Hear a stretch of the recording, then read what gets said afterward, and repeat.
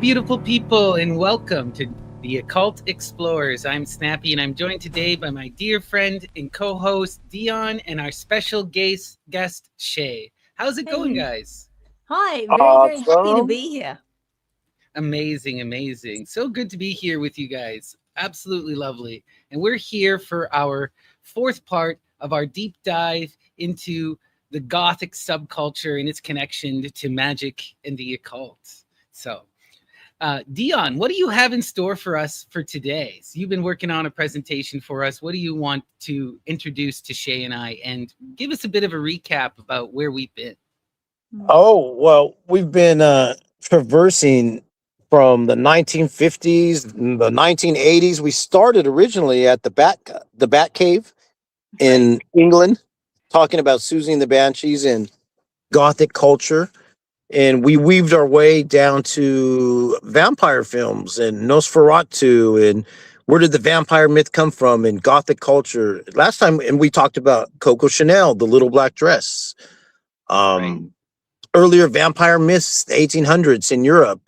Just a lot of fascinating ways to connect what we'll call the shadow side or the dark feminine through history. Because I've been noticing that the feminine is a big part of this. That's what I was telling you off camera.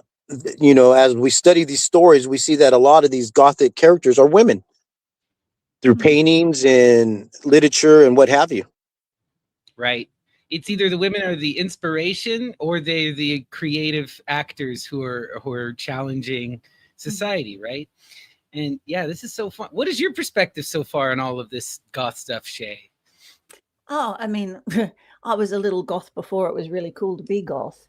So, and a lot of, I was even at a party yesterday talking about this podcast to a group of goth people, and they weren't aware that their history goes back 300 years. Right. And we started talking about all of the influences, and they were like, of course, of course.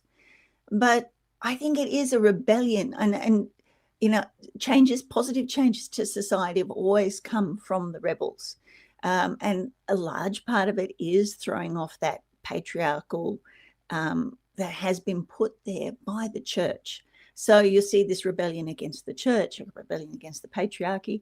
It literally, in many cases, does start as an underground movement to hide so that they're not persecuted by the patriarchy, and then it becomes integrated into society.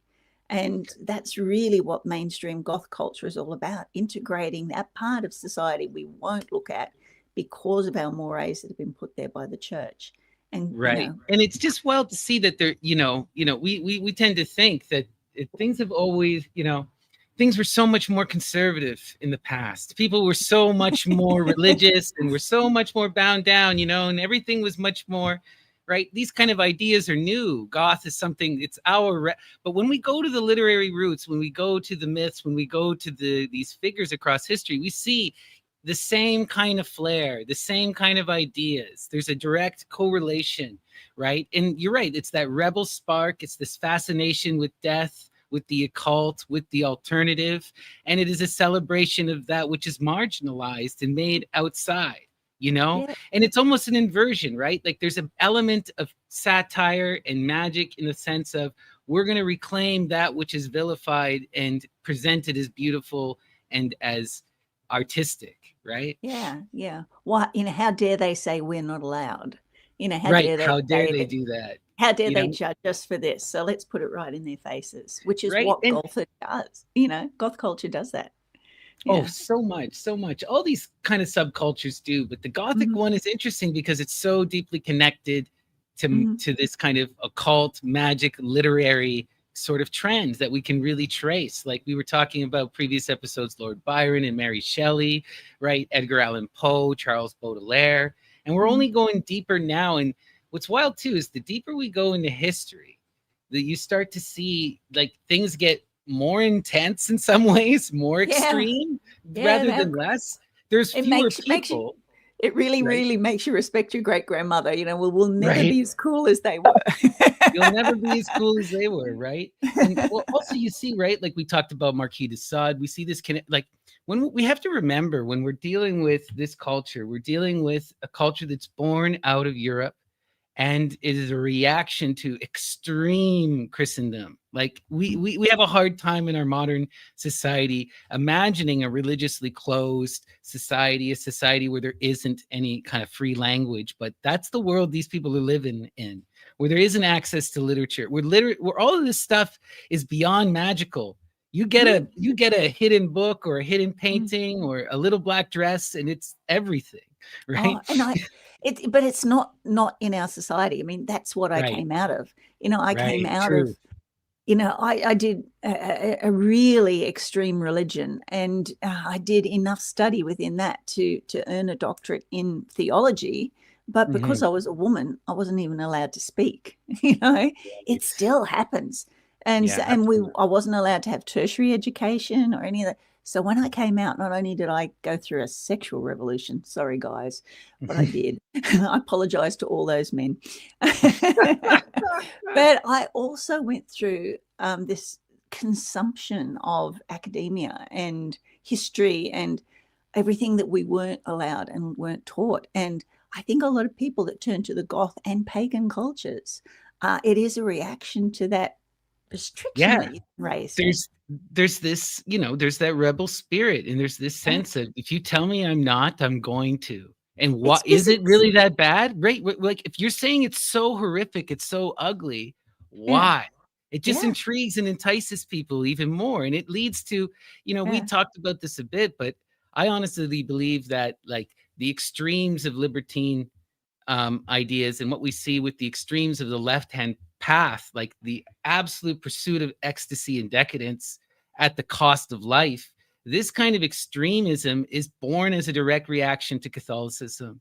You would not see that kind of level of intensity without this deep vilification of sex and this obsession with creating the demonic. Like, the Catholics and the Christian Protestants give birth to the demons, Exactly. You go back in culture, you go back to the Assyrians and the Babylonians, and there were no demons per se.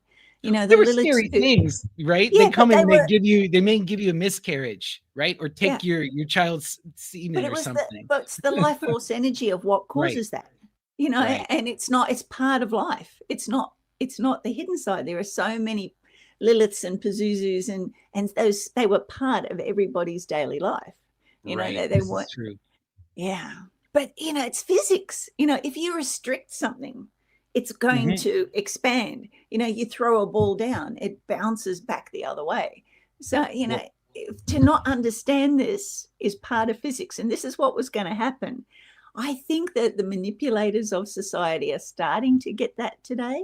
And I think a lot of their over permissiveness, on pushing culture this way, is to get the reaction that people will come back and be more conservative. So, well, I mean, a student of the history, I just look at our current moment and I go, who is allowing people to be free? Who is allowing people to do business, to speak freely, to be open? That's the group that's going to win. The people who are trying to repress and saying and trying to tell you what to do and what to think, they may have the power in the moment, but they will not hold on to it. Yes. And it always creates a backlash. Yeah, and we have to be aware that push with woke culture, when they're pushing so far in that direction, that there is a backlash to it. Absolutely. And is that deliberate? Are they pushing to try and get us more in the middle rather than just let things be, so we can even out, the waves will even out naturally and the balance will return. Yeah. Well, all of that stuff gets weird because, some of it is organic, some of it is not. And it gets into the deep. People have a strong reaction because it gets into the deeply magical. As soon as you start dictating how people can speak, right? Speech colors your perception and your reality, right? This is also why, like, soon as you start dictating that and challenging that, people are going to flip, right? For good or for bad, it's going to cause an intense reaction, But yeah, I don't know. It's all wild to think about. But in terms of this goth stuff, we're going to see this on full display. Like, Dion today is going to bring us to this lady. I'm not sure if you're aware. Are you aware of the witch La Voisin from Paris? hang on. There's some amazing witches from Paris, and sometimes I Right. get more confused. Is this the one from the 1700s that was in the court of the king? Yeah. So she Yep. was Yeah. a mafia boss. Okay, so her story is wild because she was a fortune teller, but was always a charlatan and always admitted it. Like she was in it for the money and for blackmail. But what she does is she creates a whole mafia organization and becomes like the real underground power of Paris at this time. Yeah. Well, we're in the 17th century where there's this libertine reactionism and there's this noble decadence happening at the same time. Well, she exploits it. What does the Christian nobility want? They want power and they want fear and they want to go and indulge in the dark. So she starts putting on black masses for people. Yeah. This is the one And I was what thinking. this is she was also, so what it would be, she'd be helping these noble women have abortions. So then she'd be collecting the fetuses, then using them in these black masses, paying these priests, and having this grandiose display of the grotesque and decadence for these nobles who were paying her because they believed that this would give them the power of immortality or what have you. And all of this gets revealed to the public. But the wild part is the woman who orchestrated it didn't believe in any of it. And it was all for money. And it just shows me, it's like, prove to me beyond a shadow of a doubt. As soon as you vilify this stuff, someone will come and exploit it. And we see the same thing happening like today. Like if you go to Africa, you get all these witch doctors. All of that is mostly rich Westerners going to Africa because they want power, money. And those witch doctors, they're not real witch doctors. They're out for money. And it's just that decadence, you know? Oh, I had to take a case to The Hague, you know, about there's electric Christian cults over in West Africa at the moment, Ghana and places like that. And they estimate just in 3 provinces, there's 300,000 children a year being killed accused of witches. Oh my God. So there is, and these groups will get the electric church happening, and all of a sudden, all right, and we're going to cast Satan out of our church, and Satan's in that 2-year-old over there, unless you pay us a year's wage to preserve your child for an exorcism. And, you know, some of the parents can't. So, and they do pick on these parents that can't afford it. And some of the kids are lucky enough to be able to run away. And they've set up these places for these kids to run away. They can never go back to their communities again because they've been accused of being witches. So we were over there going, you know, we took over this plea to The Hague to please interfere. And we got lovely letters back, and it really, since we've been over there with it, it has calmed down a lot. It hasn't disappeared. So, you know, we talk about these things as if they are in the past. They're not. It's still happening today. It's still happening today. Yeah. Right. You know, I went to Ghana years ago. I was in Ghana in 1994. And same thing. Yeah, they're weaponizing Christianity. Yeah, it's along with voodoo too, and it was happening there because it's really, you can call it whatever religion. It could be Islam, Christianity, but they still have that MLM marketing on it. You got to sacrifice, control. It's voodoo. It's still voodoo. It comes down to manipulating people. Yeah, dollars. Yeah. So, and it's very sad when that happens. So. And we were very lucky in Australia. One of the founders wanted to, and, you know, without getting too, I know it's a public forum, we can't name names, but there is somebody who's been putting conspiracy theories out there about lizard people for a couple of decades, a man that I've actually confronted a couple of times. And they based a lot of their theories on this man's, a lot of the Christian theories on what this man says. And when I confronted him, you know, he just went, "Hey, love, how much money did you make today coming to try and tell me about this truth?" You know, it's just like, you know, and I'm sure people know who I'm talking about because I've spoken about it many times. The bottom line is these people create fear for dollars. Yeah. Right. And I think the goth culture is a real rebellion against all of that. Let's put the fear out there and show people there's nothing to fear. You know, I might wear Let's make it black and kitsch use and fun. eyeliner, but hey, I'll be the first one to jump in and help you if you've got a problem, which is and Right. Yeah. really, Embrace the fear, embrace the yeah. darkness. That's what this is about, is dispelling our shadow side, because each one of us has a shadow. Mhm. Yep. And we all have to confront the shadow. And Yeah. sooner or later. Mhm. Right. Yeah. So Dion, where are we going today? What do you got for your presentation here? Oop, let me just Well, first, I'd like to tell everyone, if you could, we love it if you could like, subscribe, leave some comments, share this with your folks if you see something of interest in it. And here we're going to start like with Coco Chanel, taking it back to like the 20s. The Bauhaus and surrealism and different movements. And here's another designer that I'll let you describe her, Elsa. Yeah. So this is Elsa Schiappelli, and she was a really radical designer in her day, contemporary of Coco Chanel, as we said, right? A Parisian fashionista who became really connected to the high art world of her day. She collaborated with Salvador Dali, with Man Ray, with Jacques Cousteau, like all of the big names. And she was doing a lot of radical magical stuff right from very early on. So one of the things that's interesting with her, she was highly educated. Her family was well read, and she actually in her early age worked as a poet.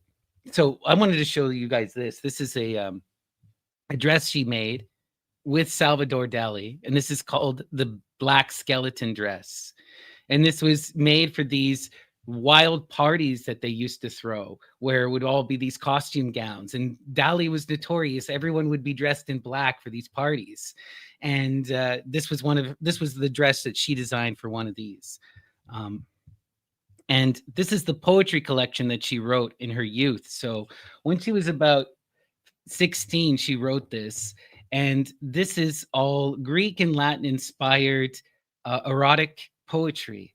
So it's a lot of celebration of the muse, and it's a lot of celebration of sexuality, very sapphic. And it caused a whole radical response from her family. She published this in 1911, and it largely is destroyed. But it's still in popular culture. The No. the school of the witches from The Witcher, Mhm. Arethusa. It's called Right. Arethusa. Yeah. So it's still It's there. amazing. So yeah. Mhm. Right. All of this stuff is right. We're all going back to the same Greek roots, right? Mhm. It's really wild when you see it. And it's just it's this is why I'm so into this kind of Greek kind of magic and whatnot, because it can all unite us, right? Like I hear that and I immediately know we're talking about one of the Nereids. We're talking about one of the daughters of Nereus, right?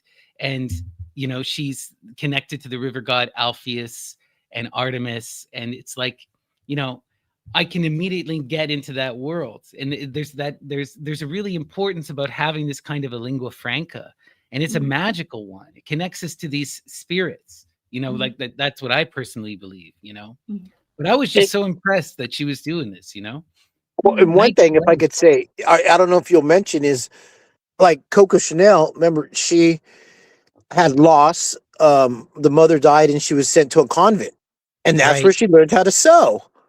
And so does this person as well. I forgot. Yeah. So what happens here is similar kind of story to Coco Chanel. So Elsa, after writing this, is sent to a convent. And while at the convent, she learns how to sew. So the two of the greatest fashionistas of that time in the 20s Paris both learned it from nuns, and from having to go through that religious upbringing, and they rebelled against it, which is kind of wild, right? So, but Schiaparelli is still a fashion house. It still exists. It still exists, and exactly, her kids are still famous actors. It's still going. All this mostly, stuff, right? beautiful underwear is what they're famous for. This beautiful, like you. I remember my very first wealthy boyfriend was like, "Oh, you're not a lady unless you've got Schiaparelli underwear." Schiaparelli. So they used to buy me all this Schiaparelli underwear. What do we got going here, Dion? Oh, this painting is so wild. There's a lot going on. Most of all, there's some geometry going on in there. I remember before back in the day with our friend Ryan Seven, we would talk about angles. Right. How you could get the golden triangle, or as well elliptical angles, dealing with astrology and what we'll call the orbit, the equinox and equinoxes of the planet. Right. Here you'll notice that the light, you'll have the young child pointing and focused the angle down to the ground. And if people could zoom or look in, there's a card layout there on the ground. Mm-hmm. And I'd like for you to tell the story, because you told me what your thoughts on it were the other day, and I really like it.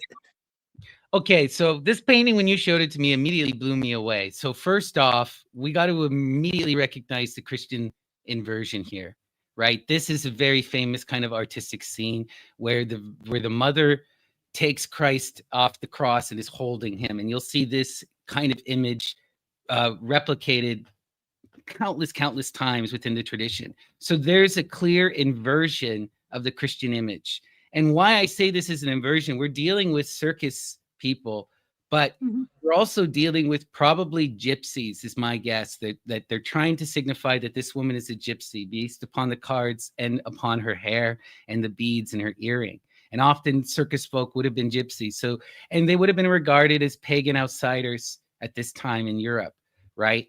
And she is doing a magical tarot spread, and she has a dog who's trying to get her attention, and she has next to her an owl. So those symbols immediately stood out to me, and I think what happened is this child died as a result of the mother forcing the child to perform, even though she knew that something bad was going to happen. I think that what this is showing us is this is very much in that imagery of the mother of Jesus, right? Where she knew that Jesus was going to die, and she knew that her child was going to die based upon the cards, based upon the dog and the owl, right? These are symbols of wisdom and of knowledge.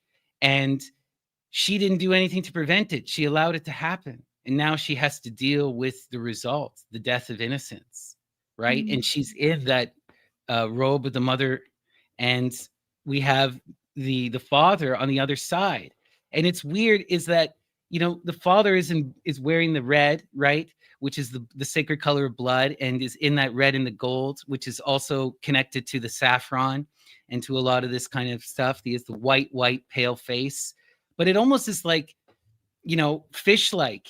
And to me, this seems like going back to the primordial kind of deities here. We're having the mother of gods, and we have Dagon, and it's really, really wild, occulted stuff. Yeah, and he's definitely a Satan parody as well. Yeah, it's a satanic parody, right? That Luciferian kind of other. So this is kind of a pagan inversion of the loss of the child, right? This is the mother of gods, and that's the child Attis, It's kind of wild. And some people have noted that the looks on their face, it's a knowing grief. Right. Meaning, they knew this was going to happen. Yeah, that's part of the grief. It's not a shocked grief. It's a knowing grief. And the child is also lit up in light and in red and white. Right. And like I said, the dog, though, I'd like to point out, adds an Artemisian element. Yeah. Because that's going to be part of our sub theme for this episode is Artemis. Yeah, Diana. Yeah. Yeah, all of that Hecatic kind of stuff, right? It's deeply a sign of the feminine. Anytime you see the dogs or the cats or the snakes, you're invoking the goddess. But it's a wild painting, and this is also right. This is done by Gustave Doré, who's mostly known for woodcuts, not for paintings, right? And they're most famous for doing really expensive editions of the classics. So most famous, they did a bunch of paintings or a bunch of woodcuts, for Dante's Inferno. And they've done some of the most iconic images of Lucifer. Like, I actually have a book here called Cosmogonic Eros, where they have taken one of Dior's woodcuts from Dante and repurposed it as a cover of the book. So, well, go to the next image. This is also Gustave, doing Poe, Right. the Raven. Connecting us, right? And yeah, Poe, right? We know when we're talking about Poe, we're talking about one of the most magical artists and one of the most revolutionary artists of his time. Everyone was kind of like flabbergasted and shocked when Poe hit the scene, right? He invented the mystery as we know it. Mm. And so Yeah. what's interesting, oh, go for it. Oh, it's I was just just saying this I've always that Lewis Carroll, you know, what's the difference between a raven and a riding desk? The answer is Edgar Allan Poe. Oh. It's Lewis Carroll being jealous of Edgar Allan Poe. I don't know why anybody can't see that, but it's absolutely what it's about. You know, the answer is Poe. He's the raven at the writing desk. You know, right. And what's wild is I don't think Poe enjoyed his louds or successes. As we're talking, though people were inspired by him. And like how this was a painting done based off the Raven, somebody else was inspired by the Raven as well. And it goes back to last week's episode, Rossetti. We were talking about the pre-Raphaelite sisterhood and brotherhood. Dante Rossetti also did some images. If you go to the next image, I think we have one. Yeah, there it is. Yeah. That's Great. Rossetti's take on the Raven. And he didn't publish them. They were found in a private collection because he was really into Poe. Right. Wow. And so much so that he went on to do what they consider his masterpiece. If you go to the next image, which is the Damoiselle. Right. And in this one, give me 1 second here. What's it? I'll give you the date it comes out.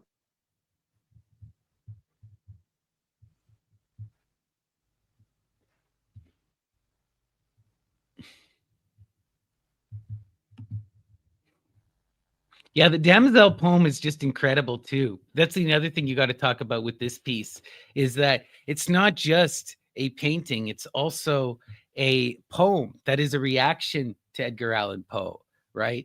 The Blessed Damoiselle, right, is, you know, it's inspired by the Raven, you know, in the sense that it's it's a lover grieving over the death of someone, but it's also what's so wild about the poem is it's an inversion of the Persephone story.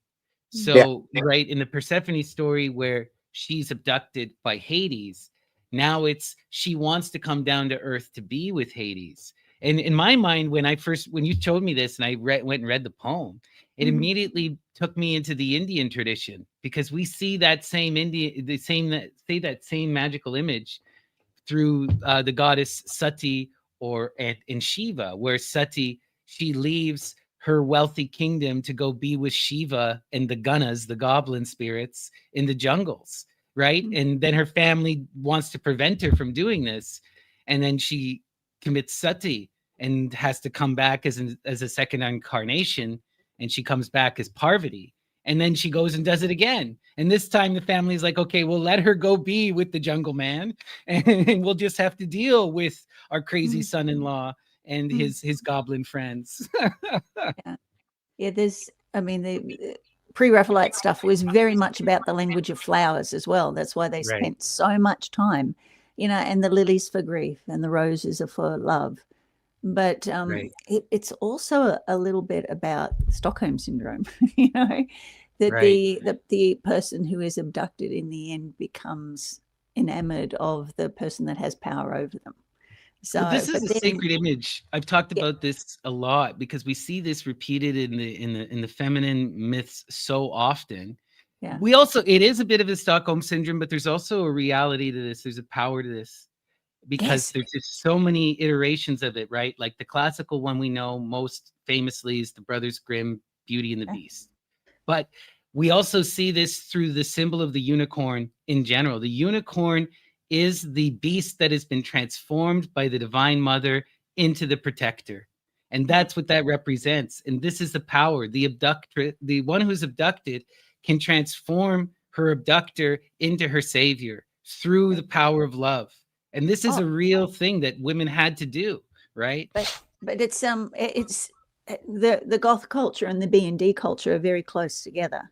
And that thing where the they lead from the bottom. The bottom ends up being the top. You know, the person who is the submissive ends up actually, you know, being the You know what that's called? We call that control from below. Yes, that's correct. And literally in this picture, you know, so where he was the dominant to start off with, he's now beneath her, you know, and it's a way for them to discuss it in a society that didn't discuss such things, you know. Absolutely. It was discussed in Greek culture. Greek culture got it very much, you know. They talk about it a lot. They even talked about other iterations, like the feminine, that if you can't change the masculine, have kids with the masculine and then raise your kids to reject that masculine and transform him, or transform his world that you are in, you know. This was something that happened. We see that in Lemnos, where the Greek women, you know, they have babies and then throw over the Lemnians and kill them all and create their own women-run world on the island of Lemnos. You know? Yeah. And it's there's a transformative quality that is captured in Greek culture that isn't allowed later in Victorian society. In Victorian society, you had to stay in your wheelhouse. Your wheelhouse was very much prescribed by church and king and country. But, you know, if you follow anything in a Greek myth, it is an arc. You know, we get our story arc from the transformative. You know, when they're young, they sleep with men, but then they get to a certain age where they have sons and daughters, and then their sons and daughters go on their own story arc of what their sexuality is, what their place is in society. And they go through the story arc not only of sexual transformation, but also running the gamut of seeing, you know, what is good in society and what is not. You know, if it doesn't destroy you, you will come out the other side a more balanced, better person for having experienced these extremes. And there was an encouraging, you know, of experiencing everything that life had to offer that certainly wasn't allowed in Victorian society.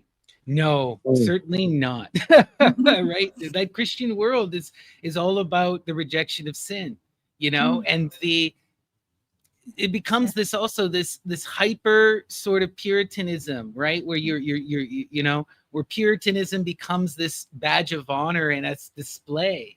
And you know, and that badge of honor and display is almost also so much a part of the reaction, right? If you're going to put on fake airs, this hypocrisy of purity, then we're going to have to subvert it and mock it, you know, right? And so they make these beautiful, beautiful works of art that are mocking it in plain sight.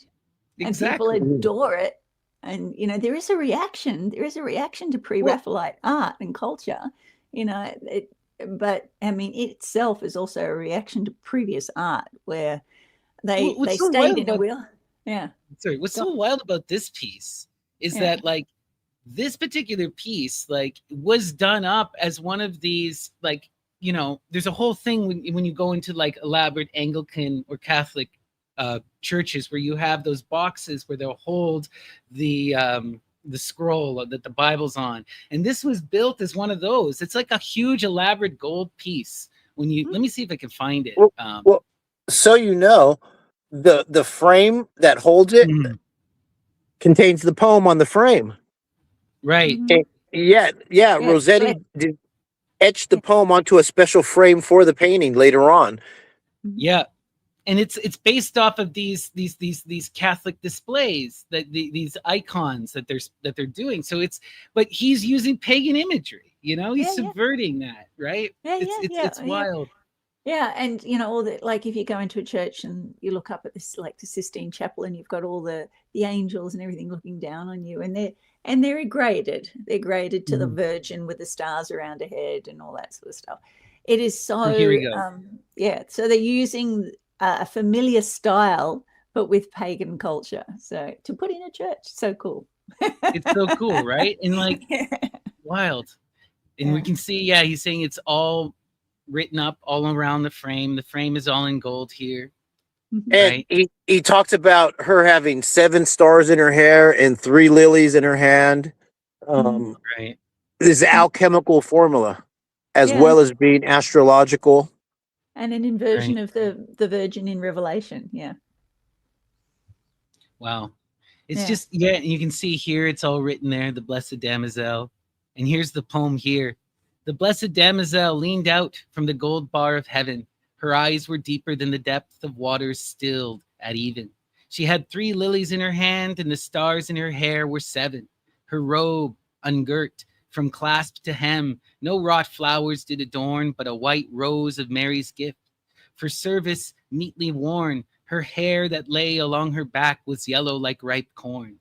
Her seemed she scarce had been a day one of God's choristers. The wonder was not yet quite gone from that still look of hers, albeit to them she left her day had counted as 10 years. To one it is 10 years of years, yet now and in this place, surely she leaned o'er me. Her hair fell all about my face. Nothing, the autumn fall of leaves, the whole year sets a pace. Beautiful stuff, right?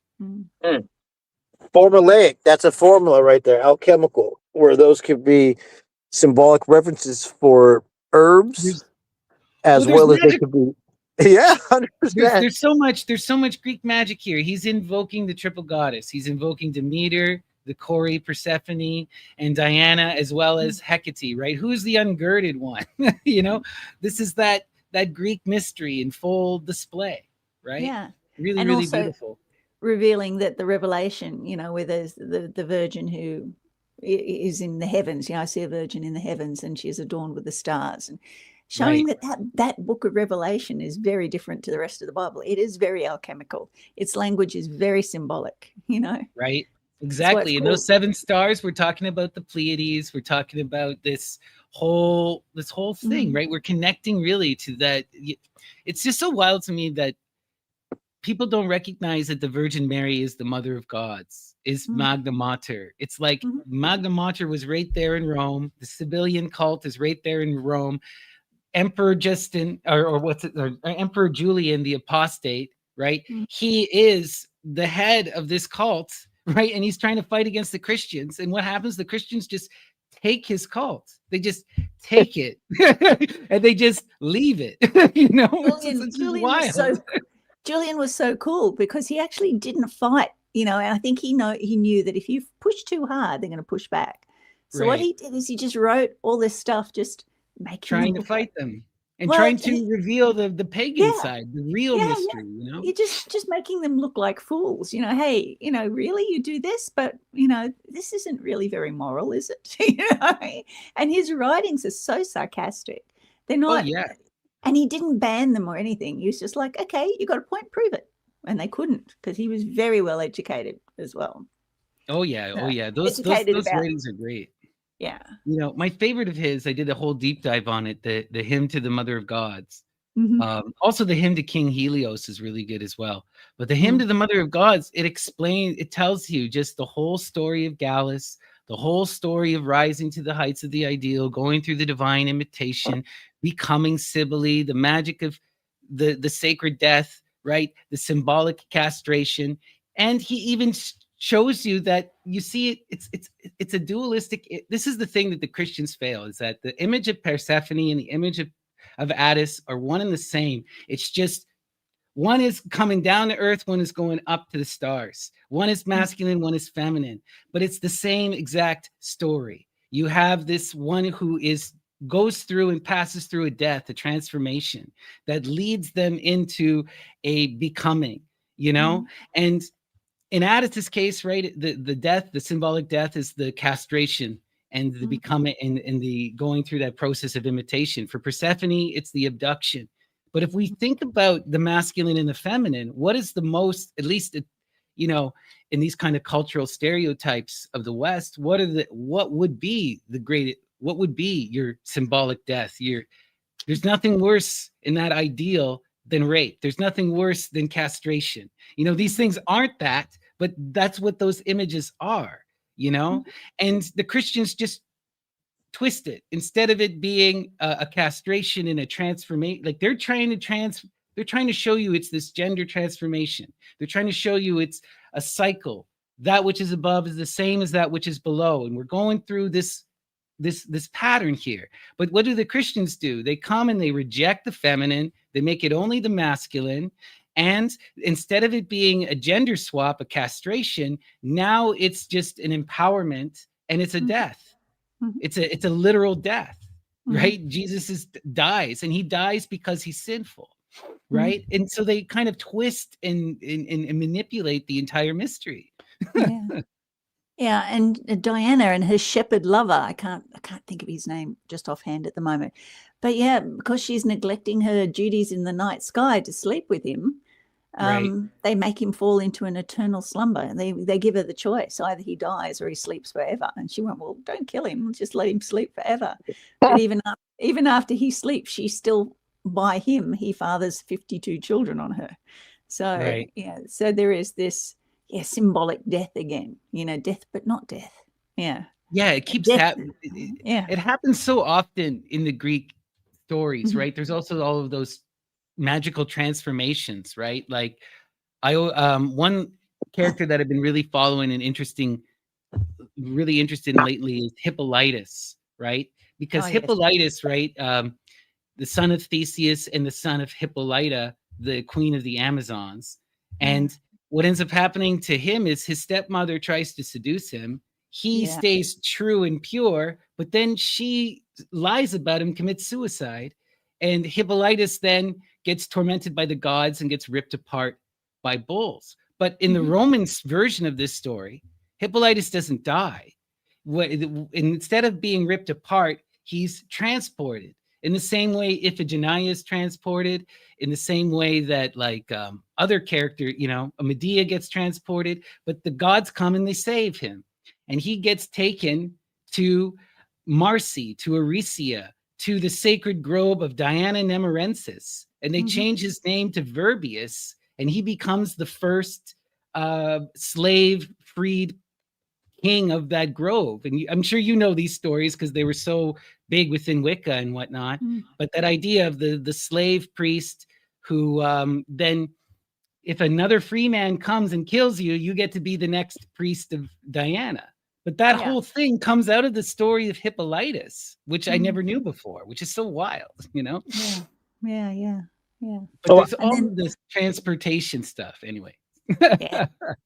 But it's a journey too. Like I was only thinking the other day, so many of these Greek stories of these characters that go through these huge transformations, they all begin with young people. I mean, how old was Medea when she decided to transport herself? And she was young. Right. And she's abducted, they say, at 13, right? She gets abducted by Jason at 13. So she couldn't have been more than 16 when she finally gets free, when you think about it. And like this is a huge arc. It's a huge learning, that these young people are going through that make them a mature character later that we can relate to. They've got to be a full human. They've got to experience all of these emotions. If you only experience one emotion, if you're only good all the time and happy, and you're not a full human being. We know those people as naive. They don't know what life is about. And all this art is bringing that, it was trying to take away the naivety from a popular culture. Hey, look at the whole of human experience. You cannot isolate this from the whole of human experience. Because you've got to get out and live, guys. Get out and live a bit more. With all its and this is so true. And in so much of the Greek mysteries, like we see this time and time again, I immediately think of the story of Apuleius, right? The golden ass. He doesn't get to just join the cult of the Great Mother. He has to go on a whole nightmare metamorphosis, right, of self-discovery. And it's not until he comes to this empowered revelation at the end that she lifts the veil, right? And it's all about waiting for the right moment, You got to be at the right place at the right time, and it will happen when you're ready, Yeah. And then Shakespeare retells it in A Midsummer Night's Dream. It's just lovely. Right. It's wild stuff. Yeah. Okay. Let's keep going here, Dion. What do we got next? Actually, this book kind of encapsulates some of the themes that you guys were just discussing. Young, we're talking about the female journey through these times, through a patriarchal society, talking about gender bending, talking about redemption, talking about convents. It's a lot of this is encapsulated in one of these books right here. we've talked about penny dreadfuls before, like which people talk about dime store comics, or this is the form of a book that these are called Gothic blue books. Came out around the 1800s, and these are your little penny dreadfuls, little stories that you could read that are Gothic stories. The one, the Black Convent, is a good one. There's a few of them. Now, the Black Convent, it's a story about a young woman who has to dress up as a monk, a male monk, and enter into a convent to try to rescue her father. And while she's in there, she's people try to accost her because they find out she's a female. There was people trying to accost her before that because they thought she was a young male. But eventually the head bishop finds out that she's there to find her father, and she ends up marrying one of the monks she falls in love with, and it's a happy ending. And everyone, it's funny. This one is a happy ending, even though it's called the Black Convent. But go to the next one, which is an interesting one. And this is a Father Innocent, the Capuchins. And this one is darker. With this one, Father Innocent goes to a witch named Sabrina and asks for a magical spells and for her to invocate Lucifer because he needs help to dream rape a young village girl named Ambrosia.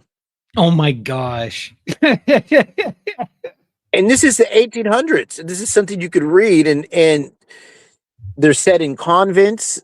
There's sexual themes, vampiric themes. It's as Gothic as it gets. Father Innocent. That, that kind of dream magic, this connects us to the grimoire tradition, because if you read any of these grimoires, they are disgusting. They are filthy. They're, there are some interesting stuff there, but there's a lot of this kind of, if you do this spell, this woman will be your slave. If you do this spell, you can enter her dreams and you can have your way with her. Here's a spell to literally ride atop a succubus and enter into the mind of a young woman and possess her. If you could hit the next picture, but why is he talking? There's several spells in the Greek magical papyrus to do that, so I can see why they. We've got to go and approach a witch that knows how to do this, so I can do it. But my point, this author, or maybe even within the popular culture at this time, people may have had a general awareness of some of this, of that black magic, what that was. It must have. Right? They must have, for it to be, relatable. Yeah. So this is okay. So I added a couple pictures here, Dion. So this was printed just a few years earlier than those Gothic blue books. They would have had the compendium. Yeah. To draw from. This is a very, there wasn't, this wasn't well known and whatnot, but this is from the 1775. It's the compendium. What is it called? It has a wild a demonology and magic. Yeah, that's its common name. But it's also called the Bite Me Not, or because famously on the cover it says that I won't bite, or Noli Me Tangero. Compendium. It's the Compendium Raricium Totius Artis Magicae. It goes on and on. One of these wild Latin names, but a really, really wild book. And what's so wild about it is that it had 30 high quality illustrations in this book, and these illustrations get wild. And I chose a couple here because I wanted to we looked at earlier, we had that book Arethusa by Schiaparelli, and she's doing sigil magic in that book and using sigils, and this is where that sigil stuff is coming from. And also, I wanted to show, we have that wild feminine here with the Medusa. But it's also the way that they're written. Like, they're not traditional sigils. Like the character Asterots. Like her symbol is a star. It is a 5-pointed star. We've got the 8-pointed star there. So it actually looks more like the original, what they said was the angelic language, all finished with those little circles at the end of every. like line. Enochian. And Well, yeah, sort of, but it was like We were even looking into when we pre-Enochian, were yeah. looking a couple maybe a year and a half back, Dion and I did like a 4-part series where we were searching for dragon tongue, because there's this transition that happens where the you know, like the Babel speech of the Greek magical papyri, right, the grammatita, all and or you know, this transitions into, it melds in with astrological symbols and with Christian symbols, and it develops its own kind of character, and it starts to become like this, you know, and things like these crosses and the little balls are like very, very quintessentially of this kind of period in the Middle Ages, right? Yes. Which is interesting. This is a book from 1775, but it claims on the front cover to be from the 10th century, from 1040 AD, you know, and it's really trying to harken back to an earlier tradition, you know? Yeah, I forget the name of the author, but he was, I'll put it in the notes later. I'll go and find it. But he writes a lot about this angelic language, and it's pre-Enochian. It's pre-Enochian, but he's very much about all of the demons and the angels, but he focuses more on the angels. And there's a lot of magic in the book, even though he's a church father, but he does write about this language. That's amazing. Yeah, but it's all symbols with the little circle terminus at the end of the line. Right. And then, of course, go ahead, sir. If I could say one thing about those symbols, they can be interpreted multiple ways as letters phonetically. You could visually interpret them, but they also could be used as geometry, as like the golden triangle, or to put shapes, sacred geometry. But they also could be used as astrology, as points on a compass, and as well as their alchemical symbols. So some people could see that sigil and go, "Oh, that's Mercury. Oh, you added some gold and you put it in the fire." And so the sigils work a lot of different ways. It's just depending on which school of interpretation you come from. And sometimes they're stacked. There's multiple meanings on them as well. Right. This is why it gets so wild, because when we were doing with the Dragon Tongue, we were finding musical notation, we were finding astrological notation, we were finding like the grammatita, which is the Babel stuff from the Pelasgian tradition, and it's all mashed in then on top of these sigils that they're constructing themselves. So it's like some of this is really ancient. We're talking going back as far as we can in the European tradition, and some of it is contemporary to the book itself. It's kind of a wild thing, right? Well, also mind you, there's nonverbal communication. Yeah. And that those are the hand signs and hand signals, body gestures, are the type of clothes we wear, the type of the color we wear, how we stand and how we do our hair is the nonverbal communication that sets us apart or identifies people. In this image, this is another one of those images from the book that are wild, that are alchemical spells.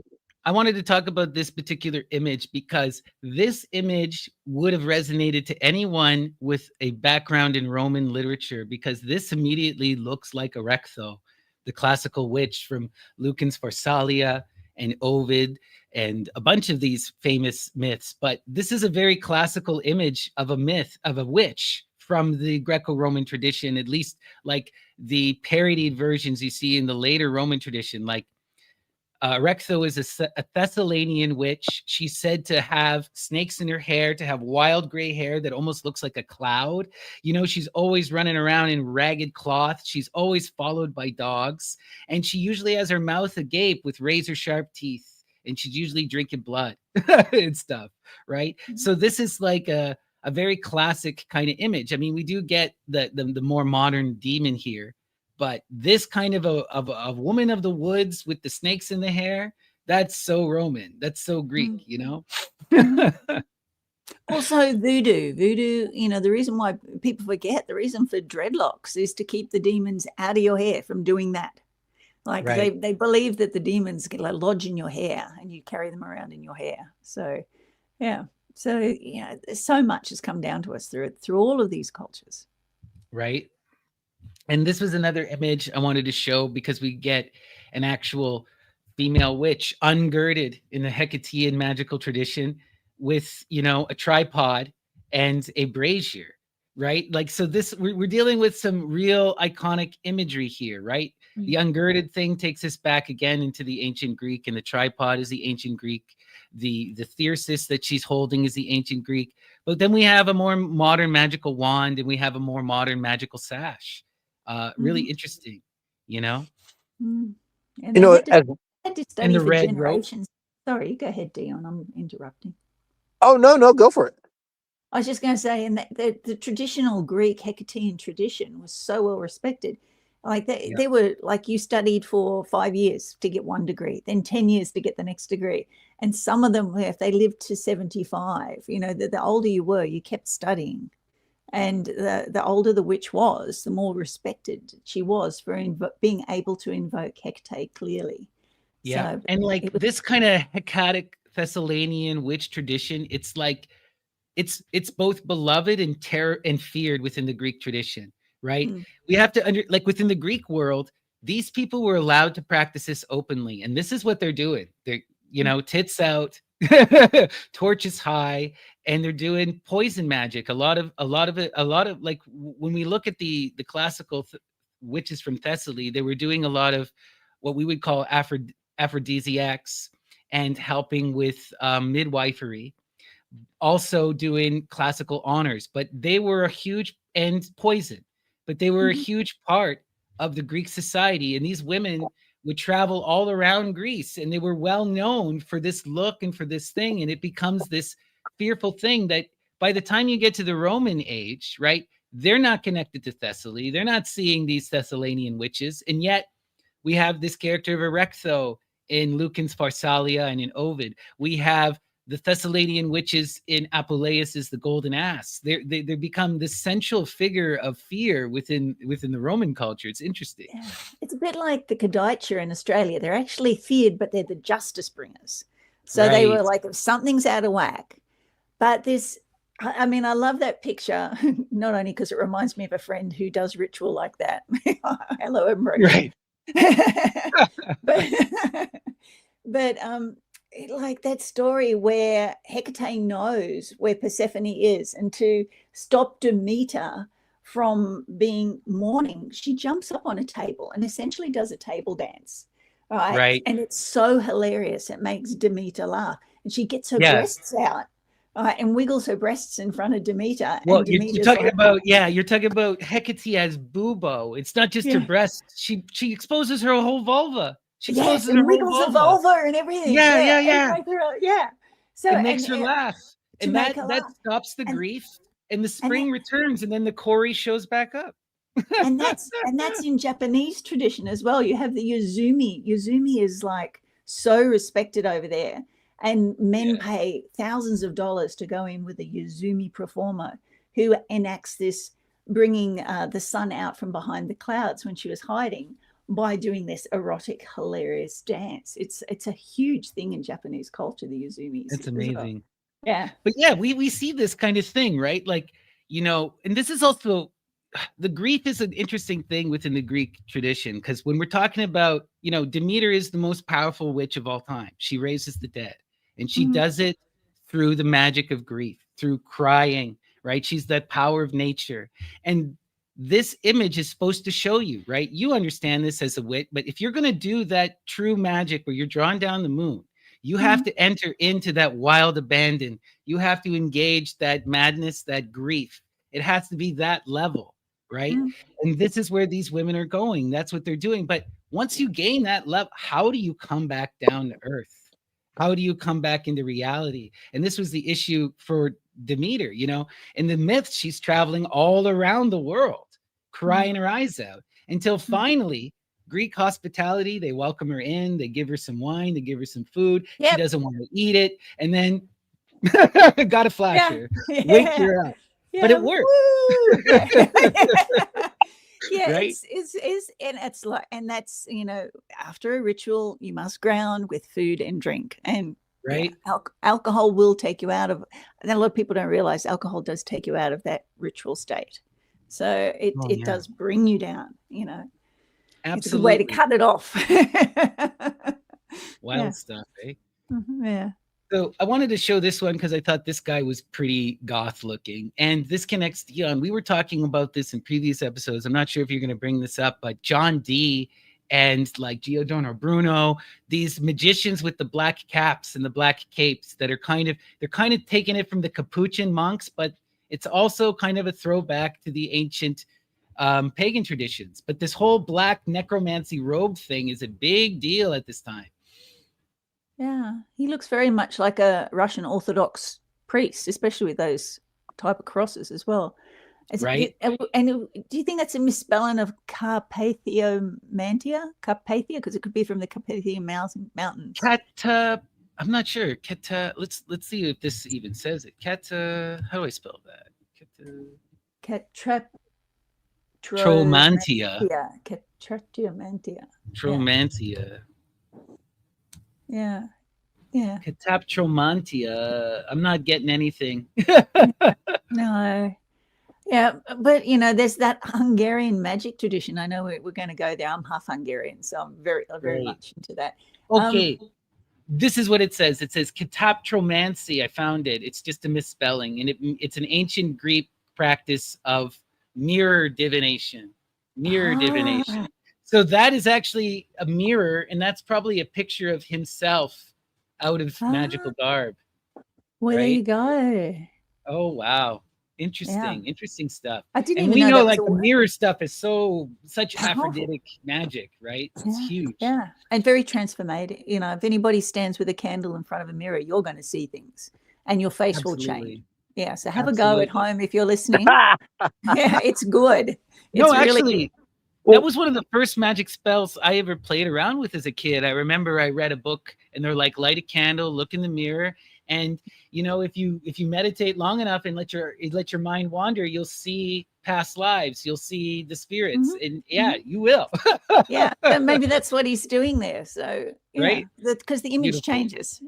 So have a go. It's actually very safe. And I had to include this. Right, the monstrous feminine, ungirded with the snake in the kolpos. Anyone who's into that Greek magic will see this is like, this image here really reminds me of the Aeneid when we're talking about the Furies, Alecto, when she's running wild through the streets of Rome. This is the spirits of fury, right? The Manes, the children of Hecate, right? The spirits of the dead. Really wild stuff, you know. And if you could note is she holding a head? Is that the head? Yeah. So note that for head. Yep, for later in this episode. Right, that and we comes also into play. You know, we've talked about this a lot. Like when we were looking into the dragon tongue. Okay, there's this whole thing about those who have the dragon tongue have the snakes around them. Specifically, you have the snake in the kolpos. Right, which is in the folds, which talking about again the vulva. You got to have the snake in the vulva in order to be able to wield the dragon tongue. It's just a thing, and it also relates to the mark. It relates to the tattooing. So I'm not sure exactly how this all comes together because a lot of that tradition has been lost. But there's some serious wild stuff going on here with the snake and the vulva. And the mark of these witches, right? The sign of their power and the invocation of Hecate. I was going to have my snake here with me on screen today, and after looking at that image, I'm so glad I didn't. Oh gosh! I don't know why you do that because, like, I know what I feed her, and you wouldn't want to put it out there. Oh God! Yeah, right? No, it's not nice.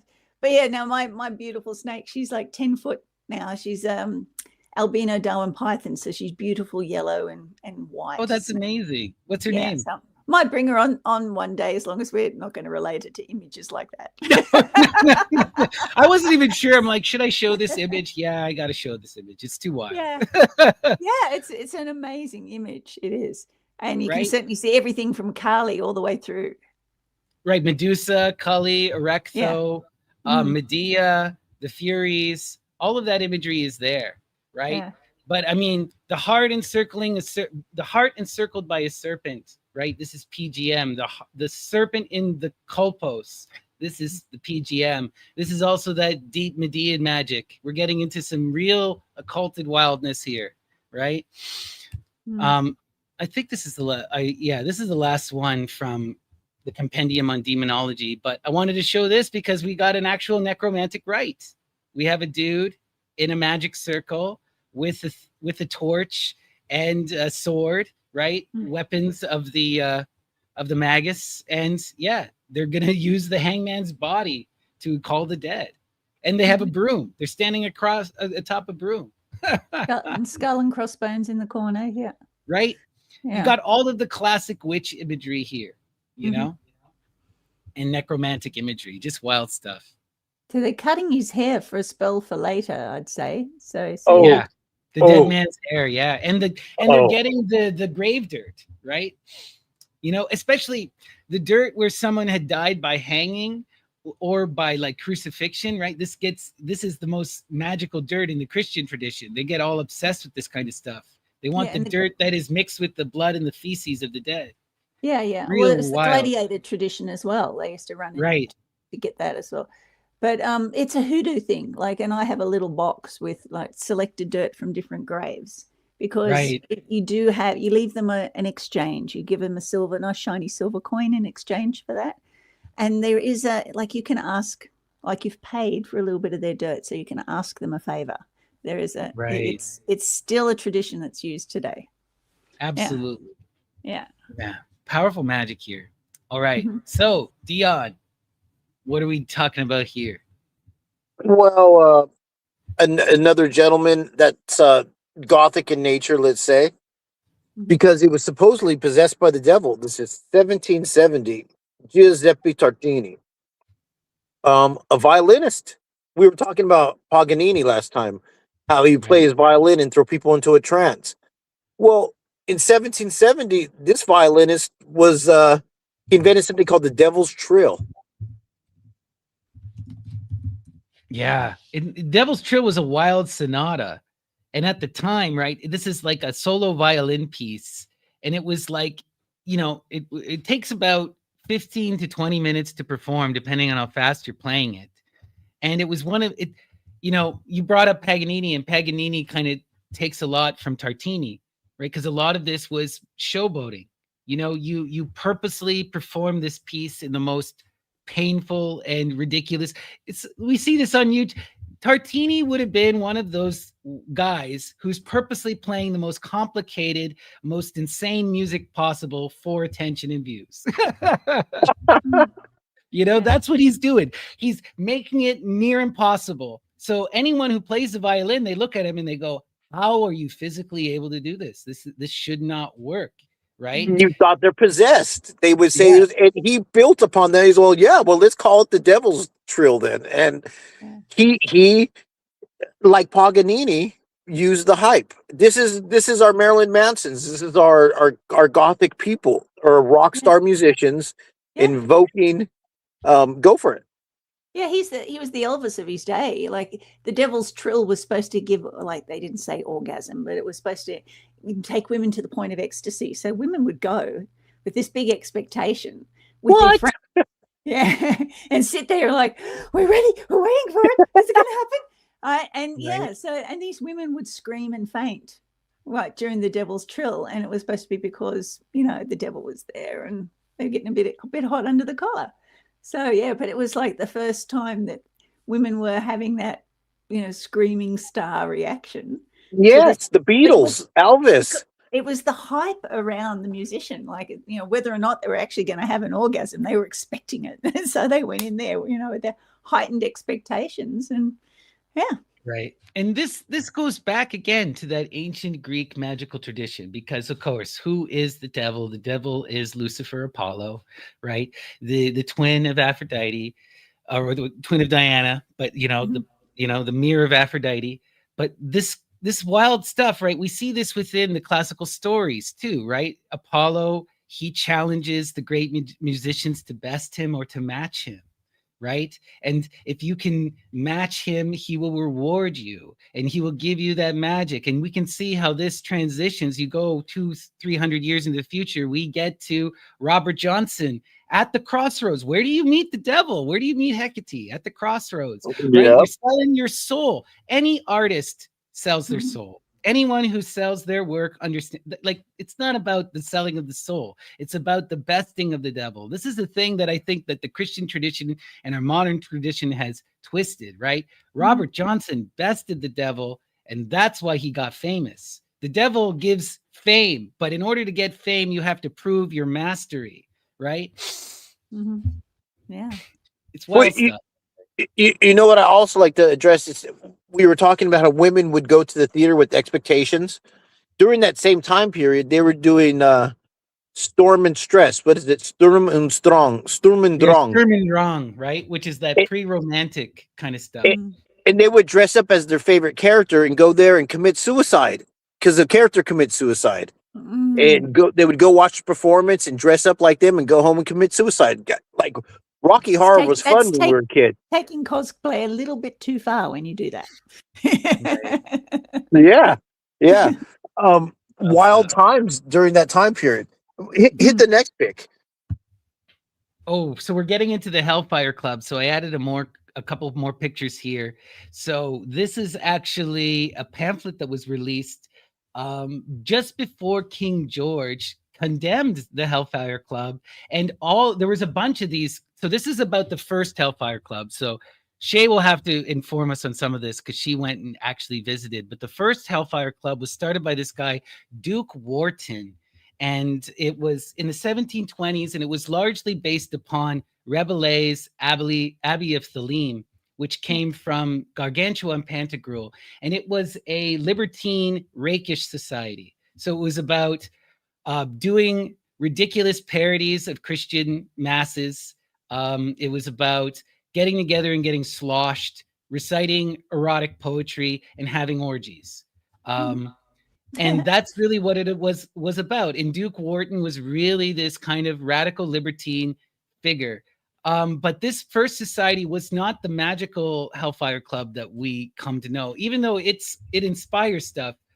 It's also kind of really deeply debaucherous because connected to this also here's Duke Wharton, but this guy, Francois Chatteret, he was known as the rape master general. These Oh, guys were disgusting and wild. He had claimed to have raped over 10,000 women. Only one ever came against him because his whole thing was he would invite these poor peasant women to his large estate, and then he would corner them, rape them, and if they said anything, he would have them beaten and thrown out, and they'd lose their job. Until eventually one of these women stood up and actually went to the police, and he gets charged. And this is part of the reason why the original Hellfire Club falls apart, because it comes out he's a part of this rakish society that they're promoting the rape of women. Eventually he gets pardoned, but he did serve, they say, 8 months in prison. And while he was in prison for 8 months, they think he contracted something and he dies shortly after. And even the woman he raped came to recant her stuff. She was pressured, and she recanted. These men were, what I wanted to show is like these men were near untouchable, and they had this extreme power and decadence. And it's just, but also on one hand, where we have people like this guy going around raping people, the Hellfire Club, the first version, was also the first club in all of England to welcome women. Even before taverns allowed women to enter, women could be a part of the Hellfire Club. Now, cynical me says that's because they need women for their orgies, but they still did it, right? Yeah, and and that's the problem with these things. We get like satanic panic is not a new thing. It's just not a new thing. And the church did invest a lot of time, a lot of money, and a lot of effort putting these pamphlets out against them. So they were worried about them. They were worried.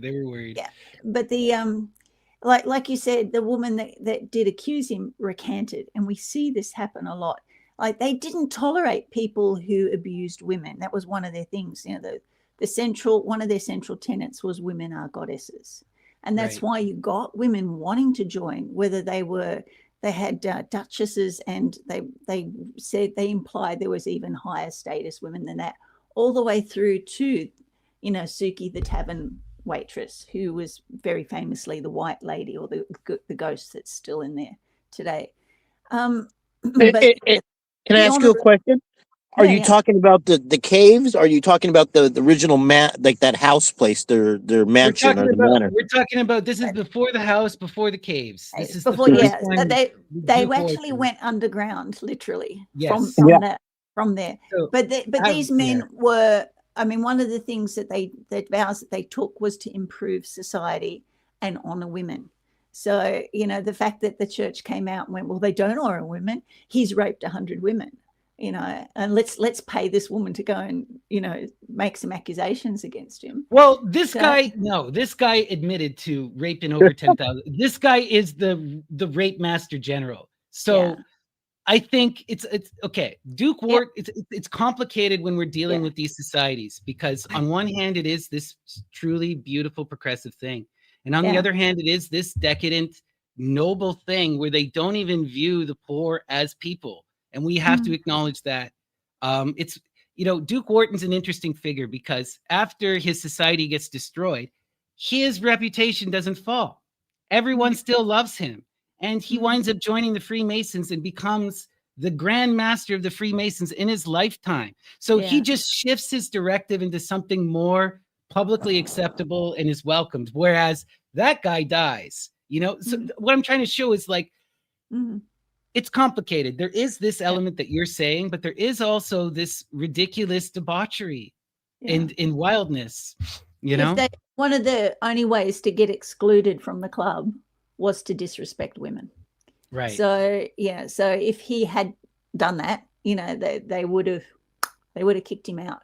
Yeah. But, I mean, like, what ends up happening is because of him, the society falls and he dies. Well, they kicked out the Marquis de Sade. The Marquis de Sade was in the later iteration. And they so you got to tell us about the second version with Sir Francis Dashwood.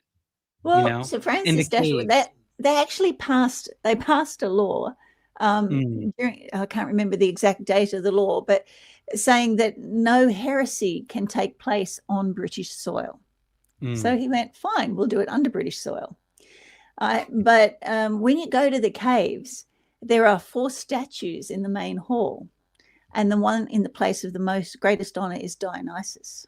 So and it's amazing, because you're 30 foot underground, and this statue of Dionysus is covered with living matter, right, with all these vines, and it's still alive.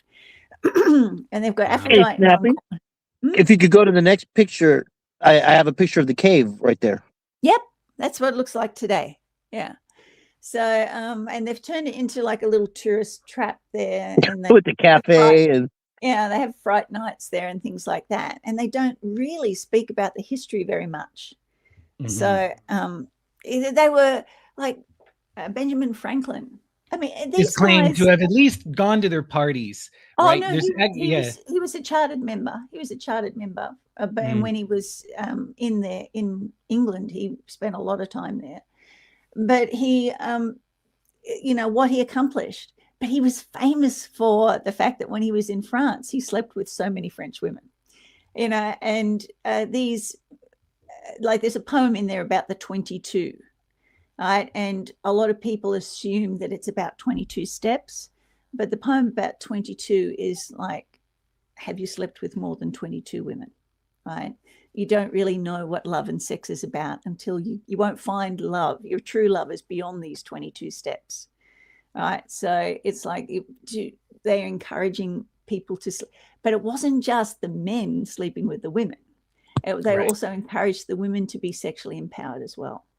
Right. So there is a lot of stuff in there when you start to read about their tenets that sounds very much like the officers who were coming back from India, bringing Tantra and Tantric concepts back with them as well, which is very much about the honoring and the worshipping of women.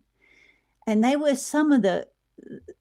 they used their wealth to fund the suffragette movement. You know, they use their wealth to fund these things in society, to change society. This is why the church hated them so much. Absolutely. And the church found that by putting out these pamphlets saying how disgusting and what they were doing, they got chapters opening everywhere in America, in Ireland, in France. There was an inrush to become part of the Hellfire. So the Hellfire Club wasn't just the caves. It wasn't just the first iteration. They had chapters all around the world. And these wealthy men were expected to use, like when the Hellfire Caves were built by Dashwood, it was just at the beginning of the Industrial Revolution, and there was massive unemployment. So he insisted that he employed only the locals and that they do the work by hand, which resulted in an easy transition from the agrarian lifestyle into the technical lifestyle, because he supported his community. And there was a large, when you read the accounts by the locals of these people, they loved them. They loved these people. They certainly included the locals on the same level as them. There's a gentleman in there who's honored called Paul Whitehead. And Whitehead was just the groundskeeper, but he was an equal member. And when he died, they gave him a procession and 21-gun salute. So it was very much like the Freemasons. It didn't matter what area of society you came from, you could be an equal member. And we were talking about this, like Dion and I, we did a whole big thing where we were exploring, because like a lot of people forget or people aren't aware that, because of propaganda by the church, but the vast majority of these secret societies from the 1700s, the quintessential and the most archetypical would be the Illuminati. The Bavarian Illuminati is a democratic, humanist, feminist organization that's whole thing. They're not magical at all. Their whole thing was convincing middle-class business people to embrace humanism and Enlightenment values, right? And this, though, is not like, when we started diving into these secret societies, it's like they're either Enlightenment humanists and trying to bring democracy, or they're Jacobite, blood in the soil monarchists of the most wild character, and there's no in between. No. Yeah, it's quite bizarre. Here is the church relying on suppression for its power, and here is some of these were great minds as well. They weren't just the idiots with money, that inherited it from their family. A lot of these were incredible business people, inventors and scientists and people like that, who wanted to actually embody that age of enlightenment in the world. And really had to struggle against the church in order to bring this enlightenment about, to throw off that yoke of, suppression that's going to keep everybody poor, and in the feudal mentality, giving their money to the church and doing the church appointing who's going to be, the archdeacons.